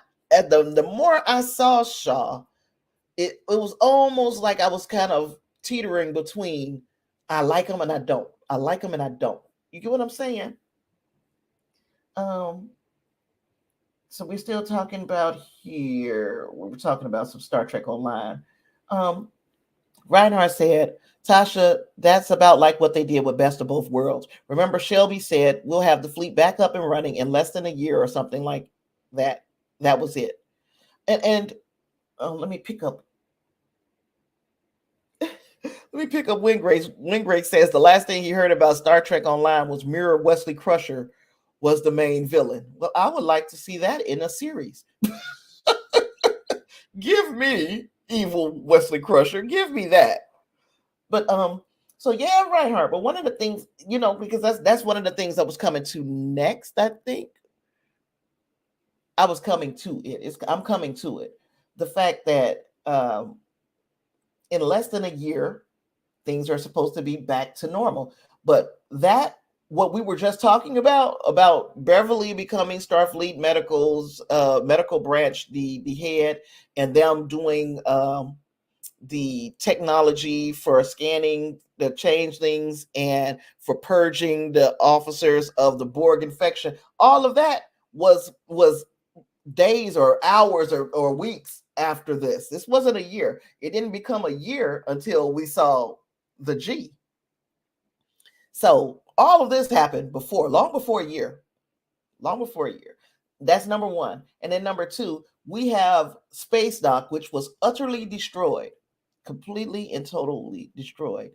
And it was back in 1 year. And I've got questions.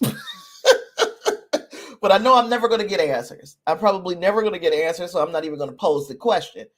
But y'all see where some things were like, we're going to rush this shit. And it's not necessarily, like I said, it's not horrible, but it is mediocre because it's really mid that these things happen, and we just have to accept it. We don't see how it happened.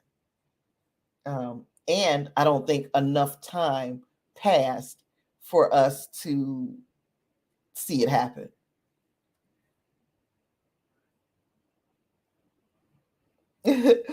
David said, I never saw one episode and I didn't like Shaw. That's because you got a lot of your information from me. And I did. I tried. The first, I liked them for about 10 seconds. And then it was like, I can't. Chris says, critical drinker made a good point. A lot of people confuse love for Todd Stashwick for Shaw. Shaw wasn't that interesting by himself. Stashwick's acting is what made Shaw great. And I can agree with that. But so many people thought that when I listen to what other people say, so it's not necessarily that other people are saying Shaw or Todd Stashwick was playing an unlikable character and I liked him for it. There were people who liked the character, and that is the part that I couldn't get down with. I couldn't agree with. I did not like this character. Todd Stashwick played an unlikable character and played the hell out of him. So I can agree with who's this critical drinker. Justice said they should bring back Shaw. But yes, he was by the book and needed to step up more. I agree. Love 7. She is sometimes too reckless, and she did learn from Shaw a bit, and he did too. Yeah, but the reckless nature of 7 is because of where she comes from too, and not the Borg cube. talking Voyager. You know, Voyager was basically damn near anything goes. We try to adhere to Starfleet's principles all the way out here in the Delta Quadrant. But sometimes we have to make a snap decision. And you might not like the decision that we come up with, but this is what we have to do because we're out here by ourselves. We're a floating island, you know. And anytime they ran into something that kind of halfway looked like them, it was terrible for them. It wasn't like, yay, another Starfleet ship. It was like, oh, shucks. Another Starfleet ship. Wingray says, I have thoughts for bringing back Shaw, but they'll probably annoy everyone. I like Shaw because he was an interesting twist on a captain that we haven't really seen outside of single episodes. That being said, I was always wanting to see an actual miniseries of Captain Ransom and the Equinox. That would have been insane. Absolutely insane. Now look, I have thoughts on I think I watched your video and I think you shared your thoughts on how you would bring back Shaw, and I'm in complete agreement. I think the way that we can, because we never saw him deceased. We only saw the camera cut back to 7, who we know she has intervened with the Borg technology and brought people back before. So could she have done that? And we just didn't see him because she was like, you know, they took our captain. That doesn't necessarily mean our captain is dead. It means our captain is laying down in sick bay and we got these nanoprobes trying to repair the damage that's been done to his body or whatever. But yes, I agree. Anything can be done. And we take, you know what? I don't want to see him go. Let's go get the Genesis device and do something. You know, there are a lot of ways that we can bring back Shaw. And I'd like to see him come back, especially now that when you look at the character and he say this character or this actor was making choices with this character to make the character unlikable until the end, and now we get to see some growth from the character. Hopefully, if we were to get him back, I really hope we get him back. Jim said Stashwick will be back, and I think I know how. 2 words: Mirror Shaw. You know, would I want to see a Mirror Shaw, and would I like to see him get stuck in the main universe like Giorgio? Those are 2 questions. Mirror Shaw would be interesting because he would probably right off the bat come across like one of the main Starfleet captains that we have come to know, which would be cool. And then to get stuck, if he were to get stuck, that would be cool too. But to just bring back regular Shaw, if you bring back regular Shaw and we see growth, if we see movement, not saying that he has to become a freaking maverick like the other captains, but when he starts getting closer to knowing when to cross a line, I wouldn't mind seeing that. Vincent said, if they brought Shaw back, I'd like to see him back to his roots as an engineer. He learned from the experience in the series that command wasn't for him. You know what, Vincent? I probably wouldn't mind that. And I think he'd probably be a heck of an engineer. Yeah. Wingray says, is Mirror Shaw just a really sweet and fun guy since he didn't have the Borg in his life? and you know, another thing. Okay, we saw what in an experience with the Borg 30 years prior did to Shaw. Now, Todd Stashwick kind of shined a little light. He's like, you know, Shaw might have been moving past the whole Borg experience because he never thought he would come face to face with Picard. But coming face to face with Picard woke up all of that trauma. So that's one thing, you know, that the face that he attached to his trauma invaded his space, and he wasn't ready for that. Thank you. Chris says Shaw didn't die. If anyone disagrees, send a bigger super chat than this. Well, I would truly appreciate it. Somebody disagree. I dare you. I dare you to disagree with Chris. But so yeah, I think we're setting ourselves up for more drama. Look at what happened to these young folks. Think about the ones on the other ships who probably killed their command crew. Think about the ones who killed Admiral what's her name, Shelby.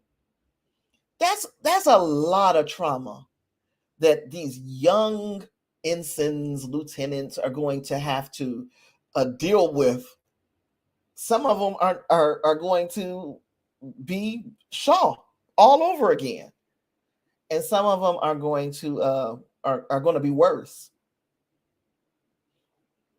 I wonder if we're going to deal with that, or are we just going to pretend like, oh, everybody's happy now, we survived, yay, you know?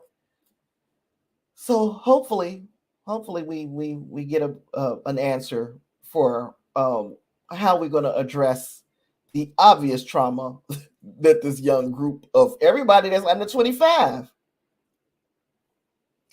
Then we finally, something that I'm glad that we got some resolution for was the Raffi and her family thing. They like, hey, now that we know you were out there saving the world, we want you in our life again.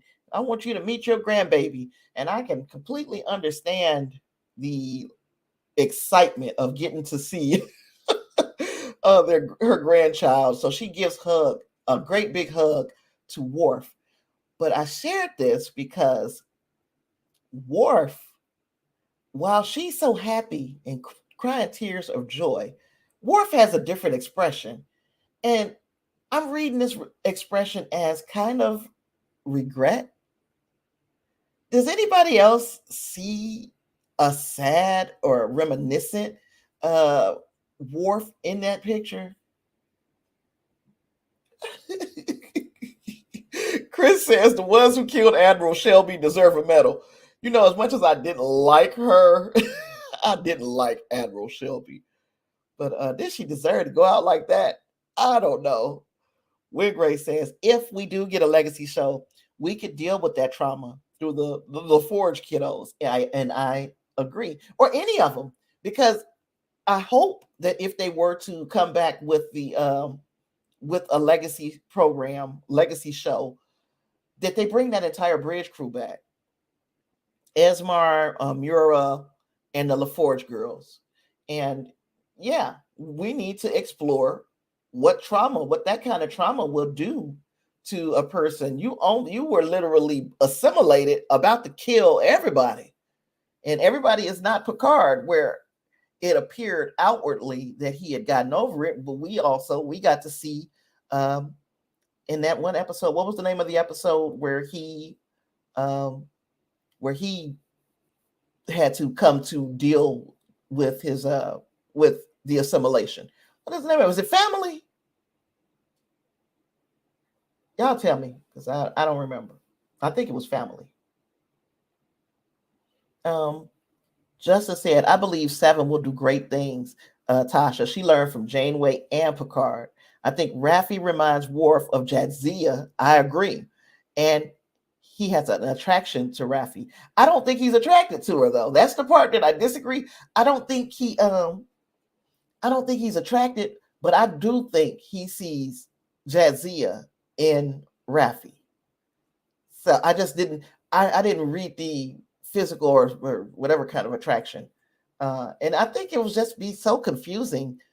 You have Seven and Raffi being, and I guess it can happen. Like people can be bisexual. People don't have to, but it's just so like you're all over the place. You had Raffi was married, then she's not married, and she's in a relationship with Seven. Then, we can't have Seven, or people were saying Seven is Shaw, which I never saw. And now, there are some also who think Worf and Raffi, but that would be messy. Let's just no relationships right now. Everybody learn to love themselves for a season, and then we can start talking about relationships again. It was Family. When Gray says it is Family, but I always want to call it Home, which is an Orville episode. Is that the one with a lot of Star Trek characters in it? It might have been one of my favorite Orville episodes. Famously did not like the first season of the Orville, or at least most of it. I didn't like most of it. Second season, man, they found their footing, in my opinion. Third season, off the charts. Fantastic. And I'm hoping that we get word really soon.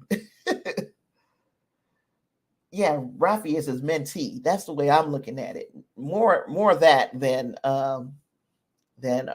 relationship. Let's see. Who or what or who? And then we saw that the Riker Troy Rikers, they're going on vacation. Much needed. Even though this would probably be a great time for what's her name? Deanna. Lord have mercy, God. Yep. Starting to get towards that where Scatterbrain Tasha's coming in. She's signing in, checking in to work. Deanna, they're gonna need her and a whole army of counselors, because again, it's gonna be some trauma. But they're gonna take this vacation on the beach first. And some of the beaches was like, are you serious? They going to Orlando. They're not trying to go to really, really exotic locations. But then at the same time, I guess that those would be, depending on what they've done to them on Earth. And then if I've been living on the Pente for X amount of years, and I'm from Beta Z, then maybe I would think Orlando would be a fantastic place to vacation with my husband. So We should see. Like that Bajoran ensign he mentored. Bajoran ensign? I don't even remember what Bajoran ensign. Excuse me, guys. Sorry. You're gonna have to remind me. Where else? What else? What else? Now, this is where we find, after all of that, this is where we get to 1 year later, when we see Riker, Geordi, and Picard on the bridge of the D, looking it over one last time, and they're like, we gotta say goodbye for a little while. We gotta say goodbye for a little while. Geordi, take good care of her. I will. And they cut the lights out on the bridge. That was a scene that put tears in my eyes. Like, they putting her back up. I don't know what I thought was going to happen, but yeah.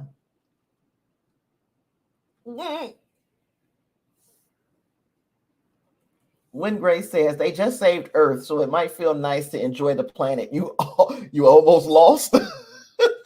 You know what? Just in case somebody else try to blow up freaking Earth, let's go and see all the things that we haven't gotten a chance to see. I can agree with that.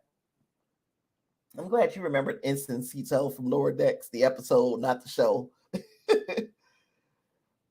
Johnny Fitzhugh said, you agree with me about Worf? Yeah, something weird.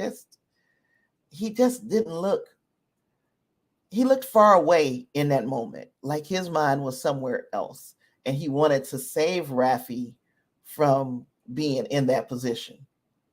And I could be reading way too much into that scene. Okay, yeah, Instancito, who I don't even remember. I will have to watch that episode again. Orlando would have beaches after the Xindi sliced Florida in half. You know, I forgot about that. But that's been so long ago too, huh? That was like a 100-something year, 200 years. Lord have mercy. Instant Sith would be a whole different thing.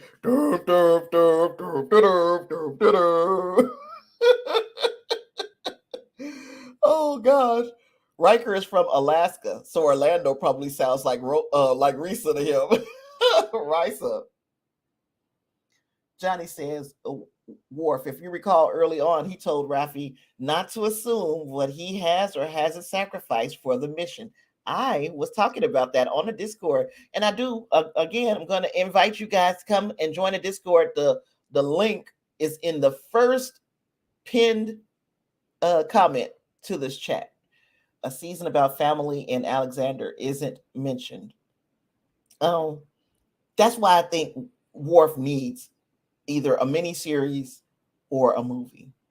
Worf needs. It's like, it is not, it's necessary.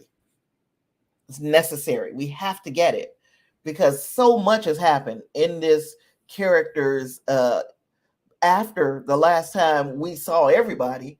So much has happened. This character has been an ambassador. The character has been the captain of the E. This character has gone on to Starfleet intelligence. There is quite a bit that we need to get caught up on with Worf, and there is enough there to maybe not a whole series, maybe something with 4 episodes or something like that. I would be down. Let me know what y'all think about that. Say just your opinion on Worf and Raffi, the shipping thing. I hope not. Oh. Vincent says, I wonder if in the Worf scene, Alexander might have a child that Worf does not know because of how strained Worf and Alexander's relationship was. That is a direction that it could go. Yeah, because Chris is less like me. I really wonder what Worf sacrificed, and you hope that story is told. Justice says she finally got her family back, and she's going off again. Hope she visits from time to time. Thought it was kind of strange. She was leaving again so fast. She finally got her other family back again. But I mean, she's still on the G. So we'll see her if we get the Starfleet or Star Trek Legacy show. We'll see her again. Wingray says, I know it's all headcanon. We like that here. But I took his comment to Rafi as, do not presume to know what I have or have not sacrificed to be related to Alexander, perhaps, as have I. I think we are all on the same track. We're all thinking the same thing. So yeah. Yeah, I hope they tell the story. I hope we get some answer. It could be in a two-part episode of Star Trek Legacy, because one of the things that I really hope that we get with this show is, just like Strange New Worlds, we have a little bit of a thread that ties all these stories together, but each story will stand on its own. Maybe if you get a two-parter in there, that's fine. Those two parts will stand on their own.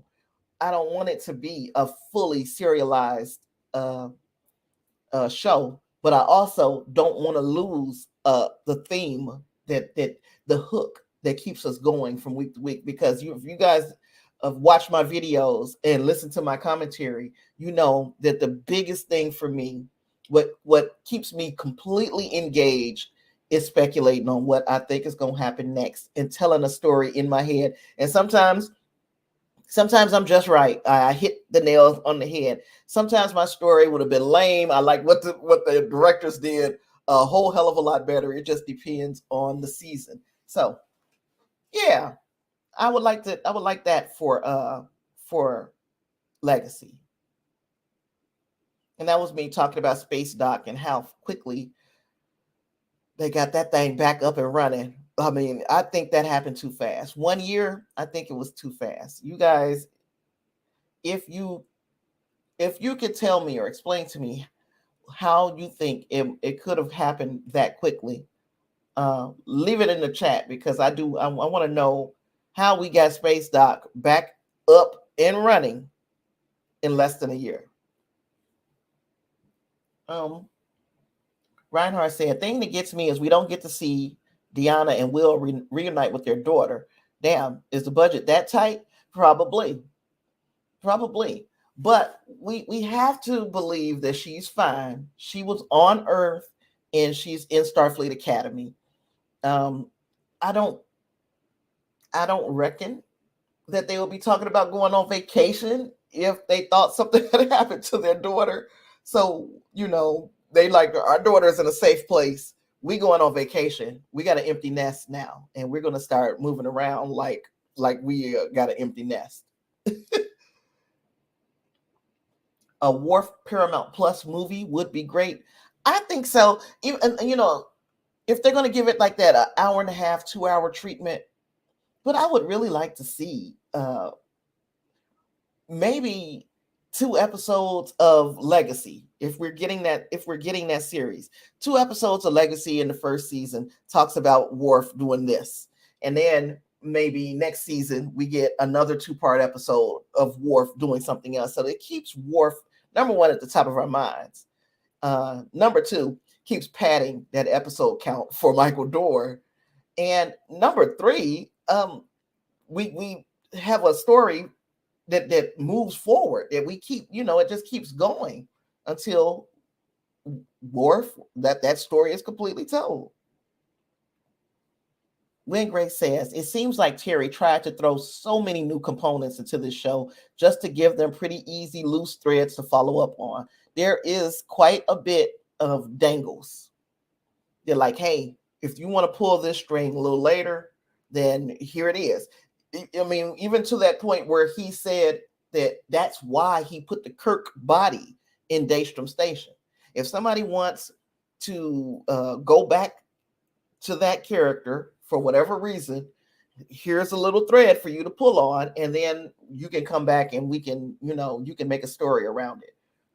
And I'm pretty sure he's got an idea of someplace he'd like to go with that character. Ain't nobody just leave. He ain't just leave that for somebody else.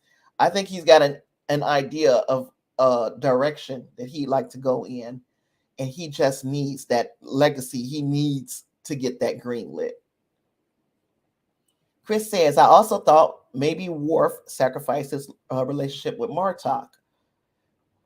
Now, would he have announced himself as Worf, House of Martok? Would he still be in the House of Martok if he and the head of the house fell out? Johnny said in Deep Space Nine, they moved an entire space station so they could have one somewhere else. They just moved it. So I guess maybe that's it. They said we don't want this here no more. So now we got to rebuild Space Dock and put it back where it was in a year.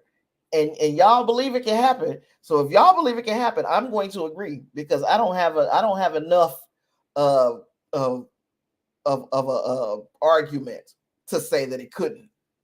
I'm just like, it couldn't, Justice says, I hope we get Legacy, but it kind of sounds like Paramount or some people are against it for some reason.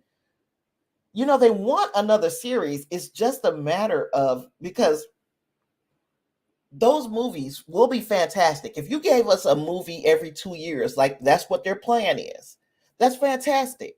But that's not going to make people subscribe to Paramount Plus and stay.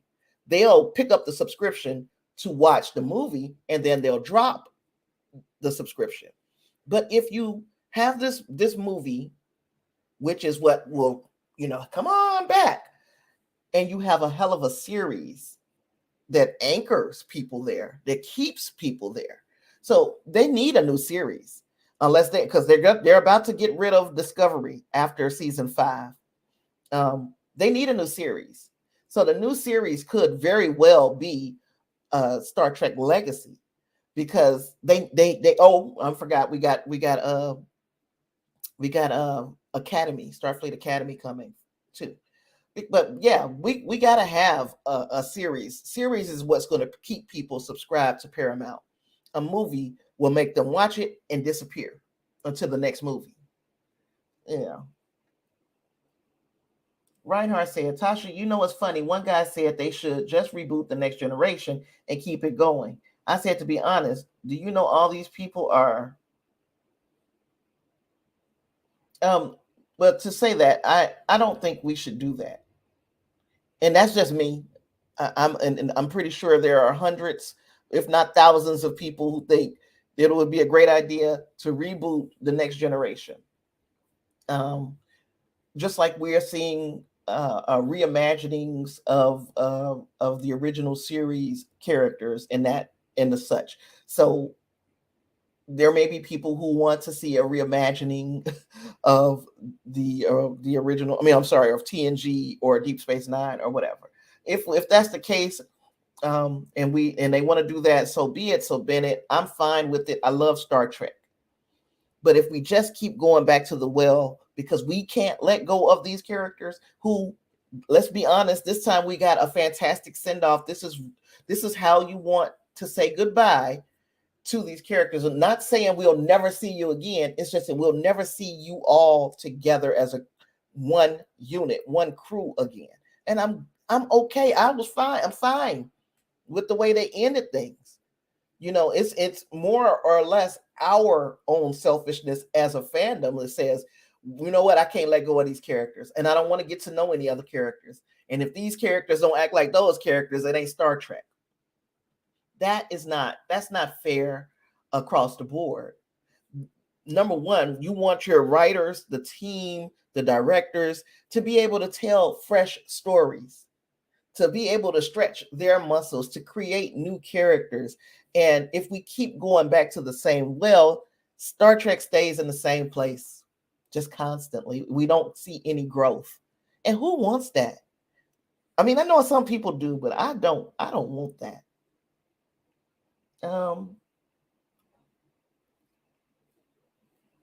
Chris says, at the end of Best of Both Worlds, Shelby said they would have the fleet back up and running in less than a year. They could rebuild Space Dock pretty darn quick, I bet. And I guess you're the second one to say that about that about that fleet up and running in less than a year. So okay, I'll buy it. Win Grace says, only thing I wish he did is have Icheb back alive in this season and maybe not even address it. Still salty over that decision. I crack up because we had no clue that we were going to see these people again. You would think that they would learn a lesson. You don't kill anybody like permanently. You know, you could put somebody, make them a vegetable, do something else, but don't kill them, because these characters still have story left in them. I can understand a character like Picard, whose story was told and told again, but a character with as much upside as Icheb, with as much upside as the Traveler Talon. These characters still had story left in them. Let's tell some more story. Why are you all in a hurry to kill people? Just to say it, I think Picard season 3 took the best of new Trek and old Trek and made something so good. I love all the Trek shows. They all add to the tapestry of Star Trek, and I agree. Now, you're going to love more. You're going to love some more than others. Some of them you might not even like, but you don't crap on them. Like, you're going to hear me when we get back to Lower Decks, unless they've done some. And look, last season of Lower Decks didn't bother me that much. It wasn't that bad. It wasn't as bad as like with the clubbing me over the head with the nostalgia. And some people love that. It ain't for me. But because I know that this series does have an audience, I'm not about to tell you not to watch Lower Decks. I'm going to encourage you to watch it. I'm going to still review it. And, oh, Miss Powell, you done came back from choir. We still going, girl. I'm going to still review Lower Decks, even though I don't like it. Because it's also good to hear a dissenting voice. If everybody is saying this is great, and you just have to watch it, somebody ain't telling the truth. Popcorn. I had to get that popcorn out of my mouth. I'm sorry. Jim said they never specifically said Space Dock was destroyed. I think it was severely disabled, maybe partially destroyed at most. Not to mention the Borg would want it salvageable. Good start for a new cube. I don't know, man. I'm going to go back to that picture. It was terrible. What they did to Space Dock was terrible. I got to see which number it was.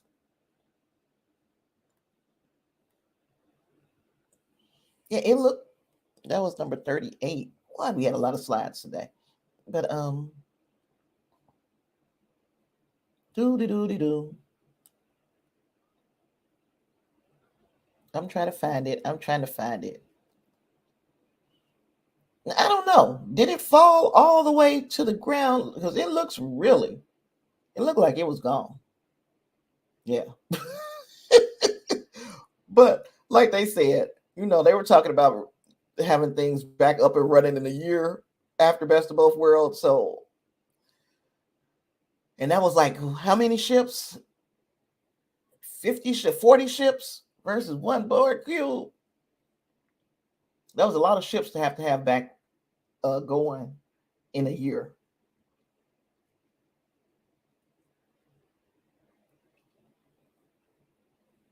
A nice Return of the King ending. I'm confused. I'm pretty sure you're going to help me, though.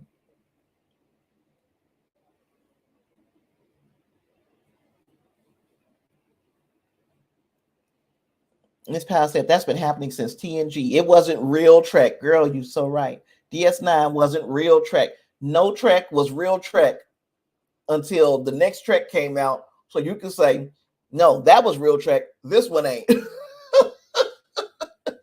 and you know, like, even the ones that most people hate, and I ain't gonna say most people, but a lot of people have problems with all of them, just like you're saying, all of them. But the one I'm thinking about is Enterprise, and I'm like, I like Enterprise. Sometimes it crapped the bed, but sometimes for the most part, decent stories, decent actors. Yeah. When Grace says 100% continue expanding forward with the new characters and new exploration, unless it's a continuation of Enterprise. That I would love. We on the same page. I want to see more of Enterprise. If we don't see anything but Archer, as president of the Federation, if we're going to see T'Pol as the captain of whatever. I want to see what happened with them characters. And that's another character we can talk about, how they killed Trip for no apparent reason. Wingray says, Lower Decks doesn't bother me. I consider Lower Decks to be a TV show set within the Star Trek universe. When we get Tom Paris or Riker at Lower Decks, they're just real world celebrities voicing themselves.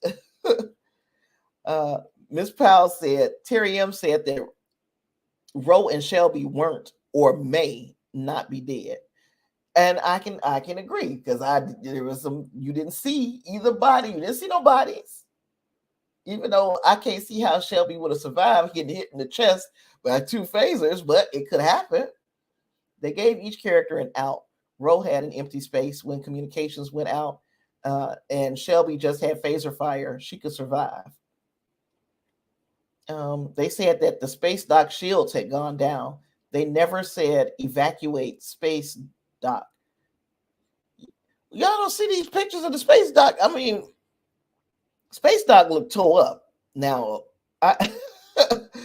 all I heard them say space dock has fallen, but that doesn't look good. That don't look like there's any. I won't say there is no survivability, but that looks like it's imploding.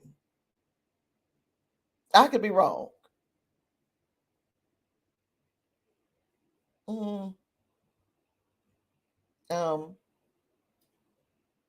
Justice said, you can offer constructive criticism and respectfully disagree with something, but I don't like old and new fans hating on each other and being disrespectful. Right. Because at the end of it all, we want Star Trek. We want new Star Trek. We want after, like I say a lot, after I'm gone, and I'm got more days behind me than I got in front of me, being real. When I'm gone, I want Star Trek to still be here. I don't want it to have ended because I'm no longer here to enjoy it. And I know that the way that it's going to remain here is, yes, we are going to give constructive criticism. We are going to have complaints, so that if the creators run across our thoughts, that they'll be like, you know what, I can honestly assess my own work and say that this is a valid or invalid complaint. And if it's a valid complaint, then they just make better Star Trek as they move forward. But I want things to move forward. I want my grandson to be 50 years old, sitting in a chair, talking about Star Trek at some point, and how much he loves it, and how much me sharing the old stuff with him, and the fact that the franchise continues to move forward. I want that to be something that he has. It's a gift, The last Lord of the Rings movie had like 6 endings. Now I know what you're talking about when you said the Lord of the Ring ending, or the Return of the King. Justice said, this channel is so great. Oh, thanks. And respectful to each other. And that's so great. Tasha and everyone is so awesome. I appreciate, again, you guys make it easy to be, you guys make it easy to be upbeat and light. And if somebody comes to try to disturb our peace, we know how to get rid of that person. But yeah, you guys make it real easy to create the channel doesn't even have to be super big. It's like, maybe one day we'll get there. We'll have hundreds of people. But right now, there are not more people. I wouldn't rather be with anybody else in the world right now than y'all. And as a matter of fact, I didn't even realize we've been on here longer than 2 hours today. But we're gonna finish. We're gonna finish this discussion before we scoot up out of here. Reinhardt said, Tasha, one guy was saying they should just keep it going with the crew of Enterprise D. I said, do you know how old these people are? That's insane. Yeah, I couldn't have appearances, guest appearances and the such. That would be fantastic, but not to have them sustain a show, even though they could. We see that they could, as far as, do they still have it? Do they still have the chops? But again, do they have the stamina to do 10 episode seasons for multiple seasons. Everybody wants what's familiar. You better step on out there and see what's different. Something different might be. We might even find it better. I can't imagine that, but we might. They were supposed to bring Trip back with Section 31 when the show got canceled. Hopefully, they figure out a way to still do it. I loved Trip, and I was hurt when he died. I could see Ro in the Section 31 movie. That's what Justice says, and I agree. If anybody got her out of that shuttle, it was Section 31 and the operatives there. And then they were like, they could be like, she is, now everybody thinks that she is dead, so she can really move around clandestine, because nobody's expecting her to be alive. I can see that. Yeah, that's true. That's true too. Obviously, Q could snap the space dock back, and you know that he really wants to do that because he wants to play with Jack like he played with his dad for all those years. Now I got a new toy. My new toy is Jack. Oh, Miss Powell says, definitely Ro in Section 31. That would be great. Michelle Forbes was very good at Shades of Grey in the Battlestar Galactica reboots. I didn't watch it. Maybe that'll be another thing that I'll do for members only, because I didn't watch Battlestar Galactica. I did not. Yeah, this number of people is great for chat. Everybody gets in, everybody's opinion is heard, and it's fun. It's a conversation. It's not a lecture, So yeah, Ensign Jack Crusher Picard introducing the G. I'm sorry, the G. We lost the E somehow with Worf. The F we saw be decommissioned in this season of Picard, and now we are at the G. I really think there was a missed opportunity to name this ship the USS Picard. Is anybody agreeing with me? Should this have been the USS Picard? And then if they wanted Star Trek Picard to move forward, hello, Star Trek Picard would then be the ship instead of the person. But I might have been just asking for too much.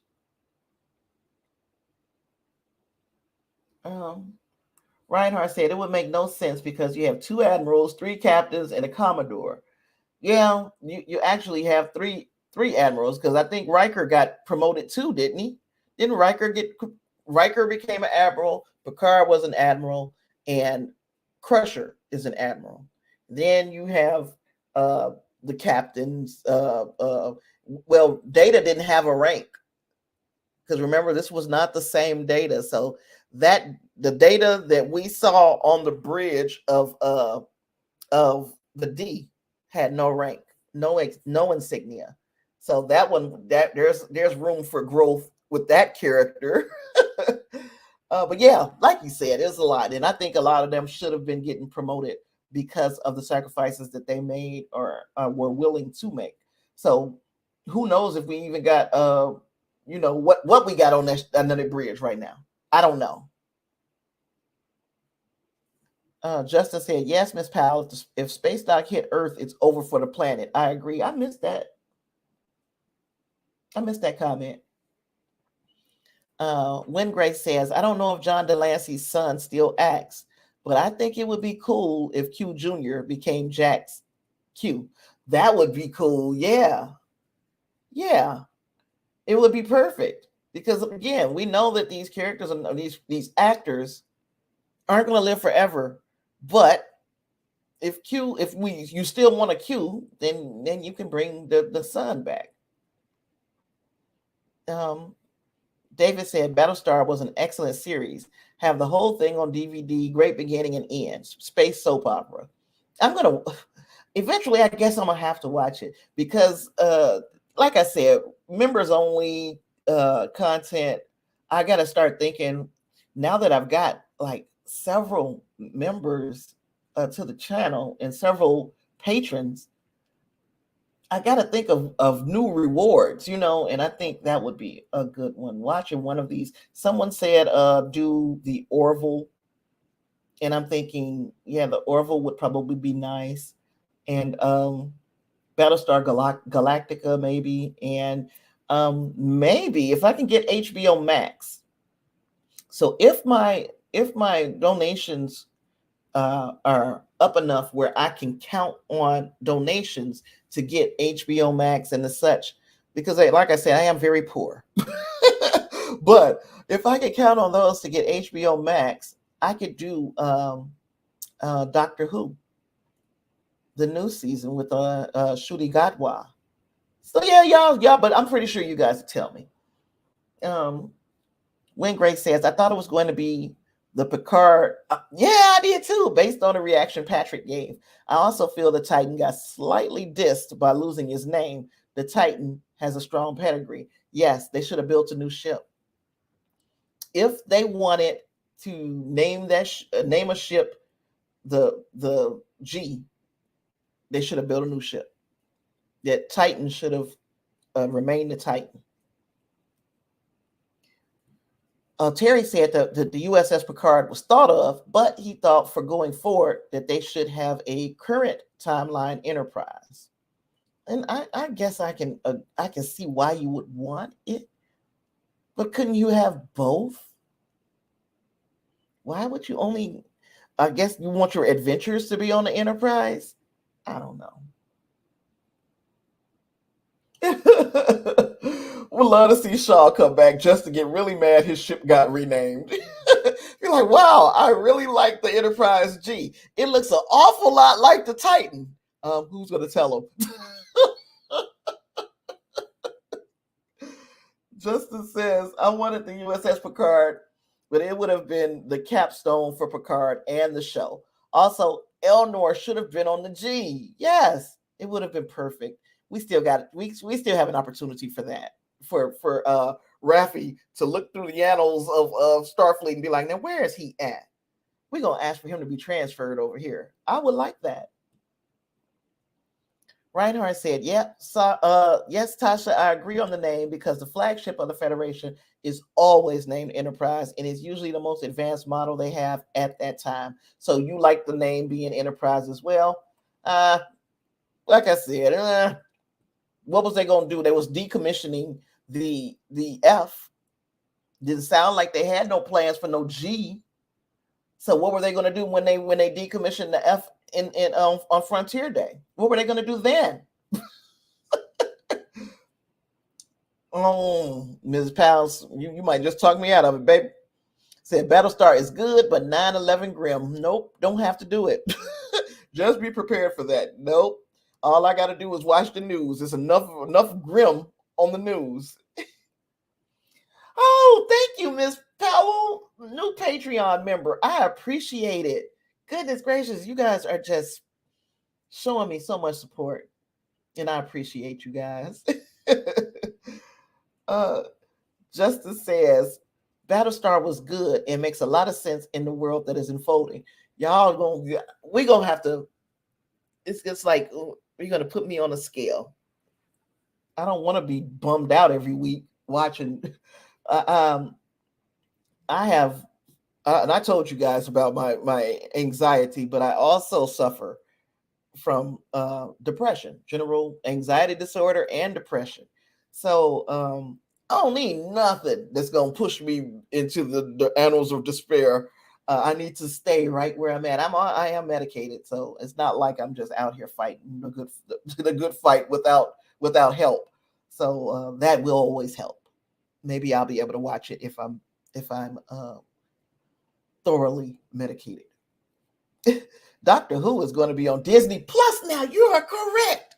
Not HBO Max and a BBC Disney partnership. I forgot, Miss Pal, and I keep Disney Plus because I have to watch The Mandalorian and whatever Star Wars show they're going to come up with, and I have to watch the MCU series. I haven't been to the movies because I just talking about anxiety and depression. Hello, so I haven't seen Ant-Man and the Wasp, and I'm like, I might as well wait for it to come on Disney Plus now. But so many movies. We could just, that's another thing. We could do movie reviews on all of these movies that's coming out if I can get my ass out the house. I haven't left the house except for to go to the doctor since November. I've been to the doctor 3 times. I have not left the house since November. So that is what we are trying to get therapy out of me. I want to be able to leave and not get anxious. Am I giving y'all too much information? This is just to tell you guys a little bit more about, what's behind the curtain. Yeah, you just said it, and I'm happy you guys reminded me of that. Thank you, because I do. I have Disney Plus. My son pays for that for me. Titan should have been preserved with its name, said David. I agree. I would have liked to have seen Titan remain Titan. Ms. Powell said, Terry already said that Todd Stashwick will be back if Legacy is a show they've already figured out a way. Fantastic. Don't watch Battlestar then. Maybe Babylon 5. Babylon 5 is inspiring. You have to get through season 1, but it gets so great from season 2 through 4. I'm going to have to try. I mean, we'll do this. Maybe it'll be like a what do you call it? Grab bag. I'll do an episode grab bag where, like, we'll talk about it. I don't want to get all wrapped up into it, but that we can do these series as a grab bag. Battlestar, Babylon, Doctor Who. Some people were telling me The Expanse would have been good. So yeah, we'll talk more about it. David Lancaster says, I don't think Battlestar would depress you. It's gripping and passionate, keeps you rolling and compelling. A Doctor Who watch, I'm liking that. And our pod brother, my pod brother Clarence, who, he sometimes will be on the show with me. He does a podcast along with a couple of his friends called Discussing Who. And they do exactly the same thing that we do with the Star Trek. They do it with Doctor Who. So yeah, that might be a good thing as well to get into Doctor Who. Justin said, did they say that the G was the flagship? Because it may not be the flagship, because the Enterprise was not always the flagship. And they didn't have no plans for the G to even exist. So what was going to be the flagship if the G wasn't going to exist? You understand? I know you understand, but Farscape, I haven't watched that either. So when Grace says, toss Farscape into the mix if you want crazy sci-fi. I do want crazy sci-fi. Come here. I want to introduce you to my grandson. Let me make sure you want to say hi to my friends? Oh, big boy. Say hello. He got his remote control hanging off his shirt. It's making his shirt loopy. Say hi. Say hi. No? Go back to mommy. Yeah, you see? Say hello. You're not going to say hi? No. Go back to my... Oh, you're so heavy.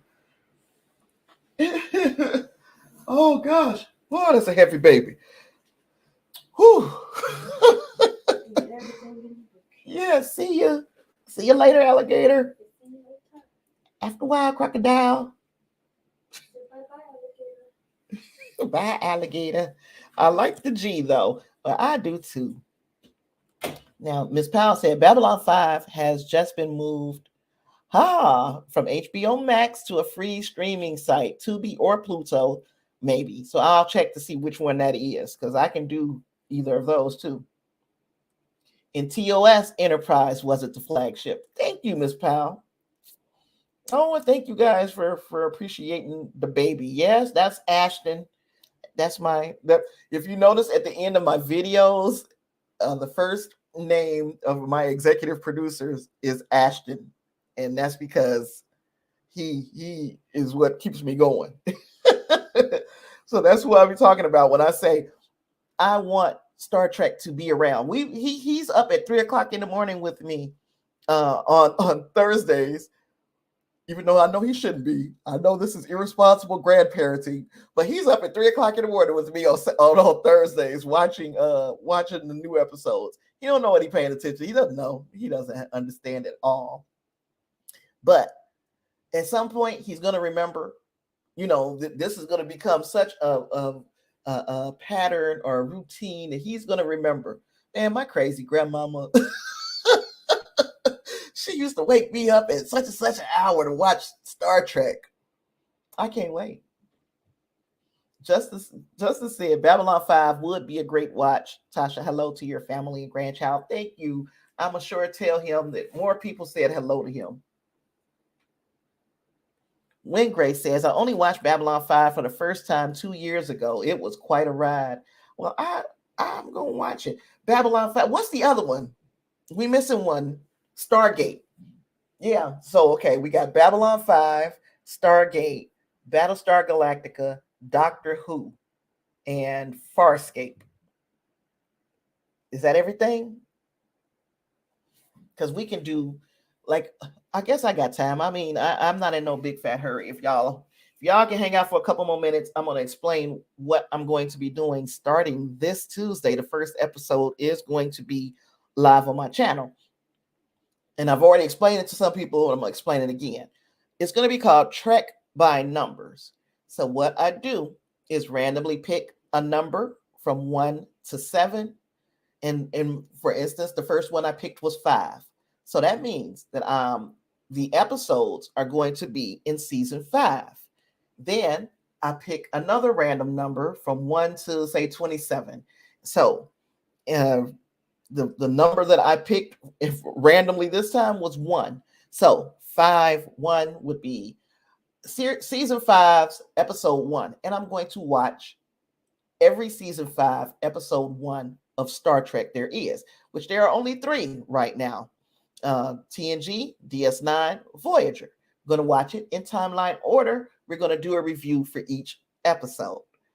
We can do the same thing with these other series, with Babylon, Battlestar, whatever else, with all the stuff that you guys were saying.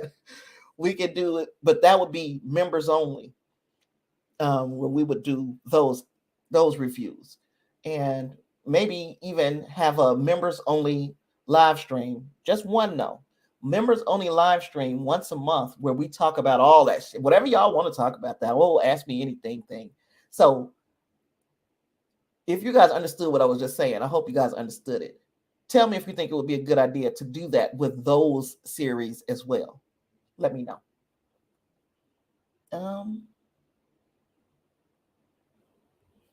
Justice says Stargate was good too. They're all pretty good. Yeah.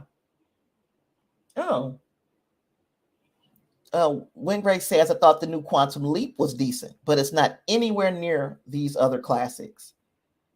Stargate definitely deserves to be in the same conversation as Wars and Trek, in my opinion. I've watched a lot of Stargate. I haven't watched all of Stargate.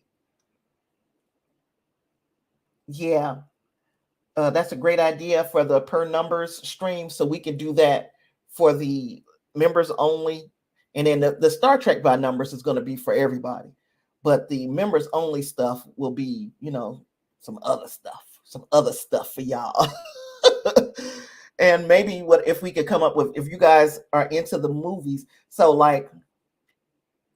again, I don't go to the movies the way I used to. And I'm really I am trying to get better.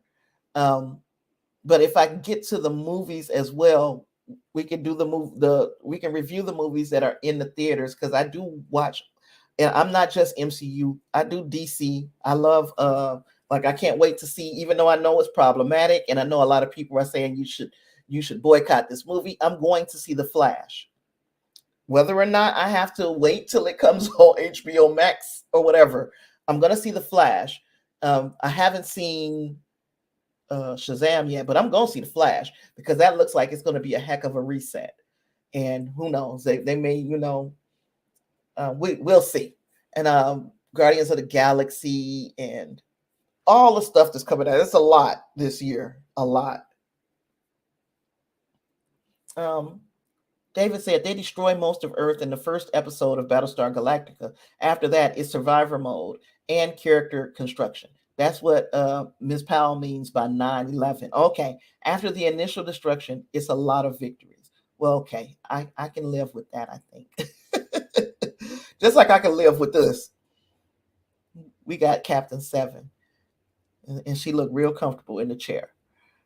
And Jack with the picture of Gates and Patrick Stewart. And I'm going to come to these because I want to ask you something, Wayne Grace. But yeah, those pictures, that picture is from some type of event or premiere from way back in the first season of Star Trek. But he has that as the picture of his parents. And to me, it means a lot for him to see a time where his parents were together.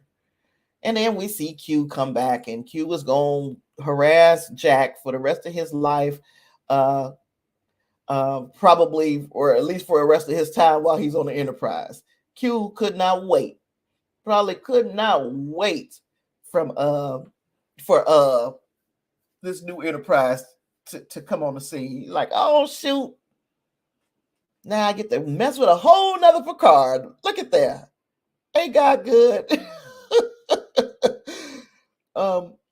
And then this is our ending from All Good Things, and it is nearly mirrored in Picard. That is my last slide for this. As I went through and looked at my ratings to see what it was, how I gave it, it averaged out to 4.4 out of 5 for the season, which I think anything 4 and over is a fantastic season. This one for me was a 4.4, and I enjoyed it. Would there be things I would have done differently? Sure. But there are also things that I wouldn't have changed one bit. and the ending was really good. I'm going to pick this up. Ms. Powell says that pick was from 1988. Thank you, because I knew it was from the first season. I just never got a date, or if I did, I didn't pay attention. Win Grace said, I really like Shazam too. It's just pure fun to me. It didn't deserve the hate. And that was what I was going to ask you. Did it deserve what it got? Because I really and truly enjoyed the first Shazam. The first Shazam was fantastic, beautifully done. Mwah, chef's kiss. The Flash looks good as well. And I know people are like, you shouldn't want to, look, I'm going to say it. And I always say it. And if it makes you feel different about me, I'm sorry. People can make mistakes. People can have different opinions than me. People can be lousy people, but they still deserve to eat. So if you feel like to you, it's point of no return type stuff, that's fine. But you can't force the rest of the world to feel like you. I still believe that just because somebody has a different opinion or feels differently about things than me, I have a choice. And the choice is I can either support that person or I don't have to support that person. That's it. I don't get to tell them they can't eat. And when you tell a person they can't work, you're telling them they can't eat.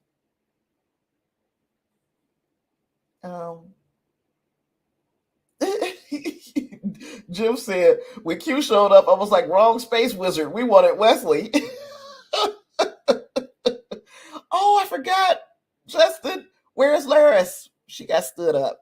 Come on, Picard. Having Q back was great. I could see Jack and Picard team up for a Q episode. That would be cool. I hope they do find a way to include Jean-Luc in Jack's dealings with Q. David said, I really enjoy it vicariously through you, Tasha, and the rest of you. Thanks. Now I can buy the series. Yes, especially season 3. I feel like you should watch the entire series. I did, but And yes, there was some problems. Yes, there were, but put it all together and just watch it all the way through, and you might be able to stomach it. But this last season was very good, very good. Um, Miss Powell says Picard is so much more comfortable now during poker than in the TNG days. All 3 seasons of Picard have really given him a new freedom, which I think was Patrick Stewart's intent. And look, in the first time we saw him on TNG play poker, didn't he say, "I wish I would have done this sooner"? And then it moved. The next time I remember him playing poker was at the beginning of season 1, when he was like, "I don't want the game to end." And now he just looked so, like you said, he looked so comfortable and loose, and like he's allowing himself to have fun. I agree with you, Miss Powell. It was well done. P.S. As a person, Patrick Stewart as a person was uptight until the TNG family taught him how to have fun. Well, how about that? That's what I was just saying. Poor Laris. New Picard wasn't coming back. But I think that's why they had a year later for it. So Picard has the time to visit Laris, but then go back to Bev and Jack. Because it does look like he's with Bev, right? Yeah, she didn't stand a chance against Beverly. It was too much time, you know. When Grace says, "I can't wait to see what extras and special features the season 3 DVD or Blu-rays have." I agree. That would be very interesting to see what they throw in there. Now, one thing I am going to say negative. I did not like, now that this all over, I didn't like what they did with the villains. I think we should have done something a little bit different with the villains.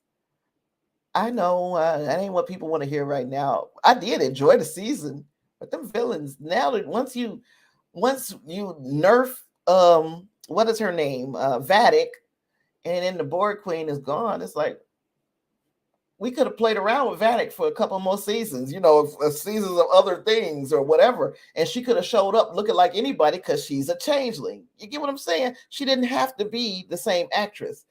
Anywho, Justice said, "Yes, Miss Powell, I think the Picard series was good. It had faults, but Picard, grew as a person." And Miss Powell was also saying Patrick Stewart grew as a person during his time with the TNG crew. So all of that means it was a job well done by everybody. So Lynn Grace is saying, partially agreeing with me, "I'm fine with how the Borg Queen was handled, but I do feel that Vatic was a bit wasted in the end." Yeah. Justice said, "Yes, he did." And Troy said, "You're always welcome. Picard is a ghostbuster for ghosting all these women." And Vatic may still be alive. You're right, because I've been saying it too. And if there are parts of her that could be alive. She shattered into a million of them. So shucks, choose one. David said, "Redheads are feisty, and the competition didn't stand a chance." Who wants to tell them that her hair is dark in this? Her hair is dark in this series. But you said you wish YouTube let you edit your comments. You're bad at this. You're not bad at this. This is actually, I am having so much fun. And I really, Win Grace has a YouTube channel, and I like watching his videos. And I've been around for a little while, Win Grace. I don't comment all the time, but I'll be around, and I like his channel. So if you guys are looking for another channel that has a unique perspective on the Star Trek franchise and other things as well, Wind Grace is a good channel for you to subscribe to.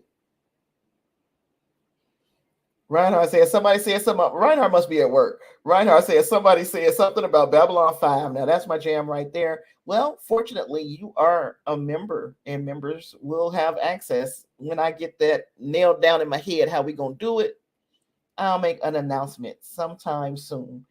But okay, it's been almost 3 hours, y'all. We still got, as long as I still got comments, I'm gonna keep going though. Miss Powell said Picard has been ghosting women since TNG season 1, before the term was even invented.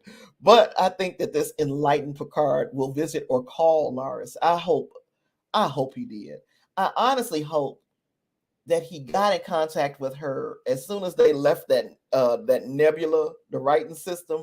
And he's like, look, I just found out some crazy, wild stuff. I got a son.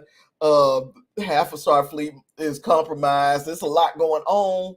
So I'm going to have to get back with you because right now, there's lots of work to do. Dude, have you looked at my older videos? Have you looked at some of my more recent videos? Shucks. I'm comfortable, but yeah, sometimes I suck, man. Sometimes I suck. I've been around for a long time on your channel, though. I have. Thank you so much. Yeah, I've been around for a while. Beverly is not a redhead now. No, sir. Yes, I will keep going if someone super chats. I think I'm going to try to find a picture of Beverly for David, because David is one who isn't watching. He doesn't have the bandwidth for that series right now, but he keeps up with us. So he's keeping up with the series through us. So he probably didn't get an opportunity to see her transformation. And I'm talking by her, I mean Beverly. So I got to find that picture of her. Let me see which one of these.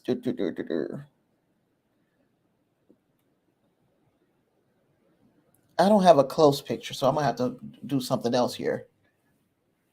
And yeah, Win Grace, I was actually, I'm going to tell you, be honest with you. I was going to ask you, like when we were chatting on the last video that you did your review, I was going to ask you if you wanted to collab with me on a live stream. But I was like, well, maybe, I'm being too, I'll talk myself out of stuff. So I was like, well, maybe I'm being a little, presumptuous. So that's why I was so happy to see you here, because now I don't feel crazy by asking.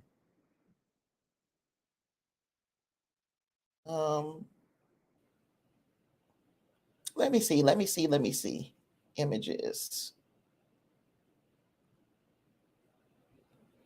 I'm gonna I didn't even know you were still here, Chris. I appreciate you for still. You really campaigned for me. I appreciate you for real, because this is the most successful live stream I've had as far as super chats and such. I'm sharing a picture. There you are. David. And it was a little bit different than this, just a little bit for the series. Reinhardt says, Tasha, that's true. Sometimes the villain is the Achilles heel of a show. I've seen it happen numerous amounts of times. Yeah. Bev's a redhead in her heart. She's always been feisty since TNG season 1. And Miss Powell follows up. I think that the writers chose the changeling for most of the season, since the Borg are not very interesting, except as it applies to Picard's trauma. I'll buy it. Chris, you've been here the whole time. You was just quiet. And that's okay.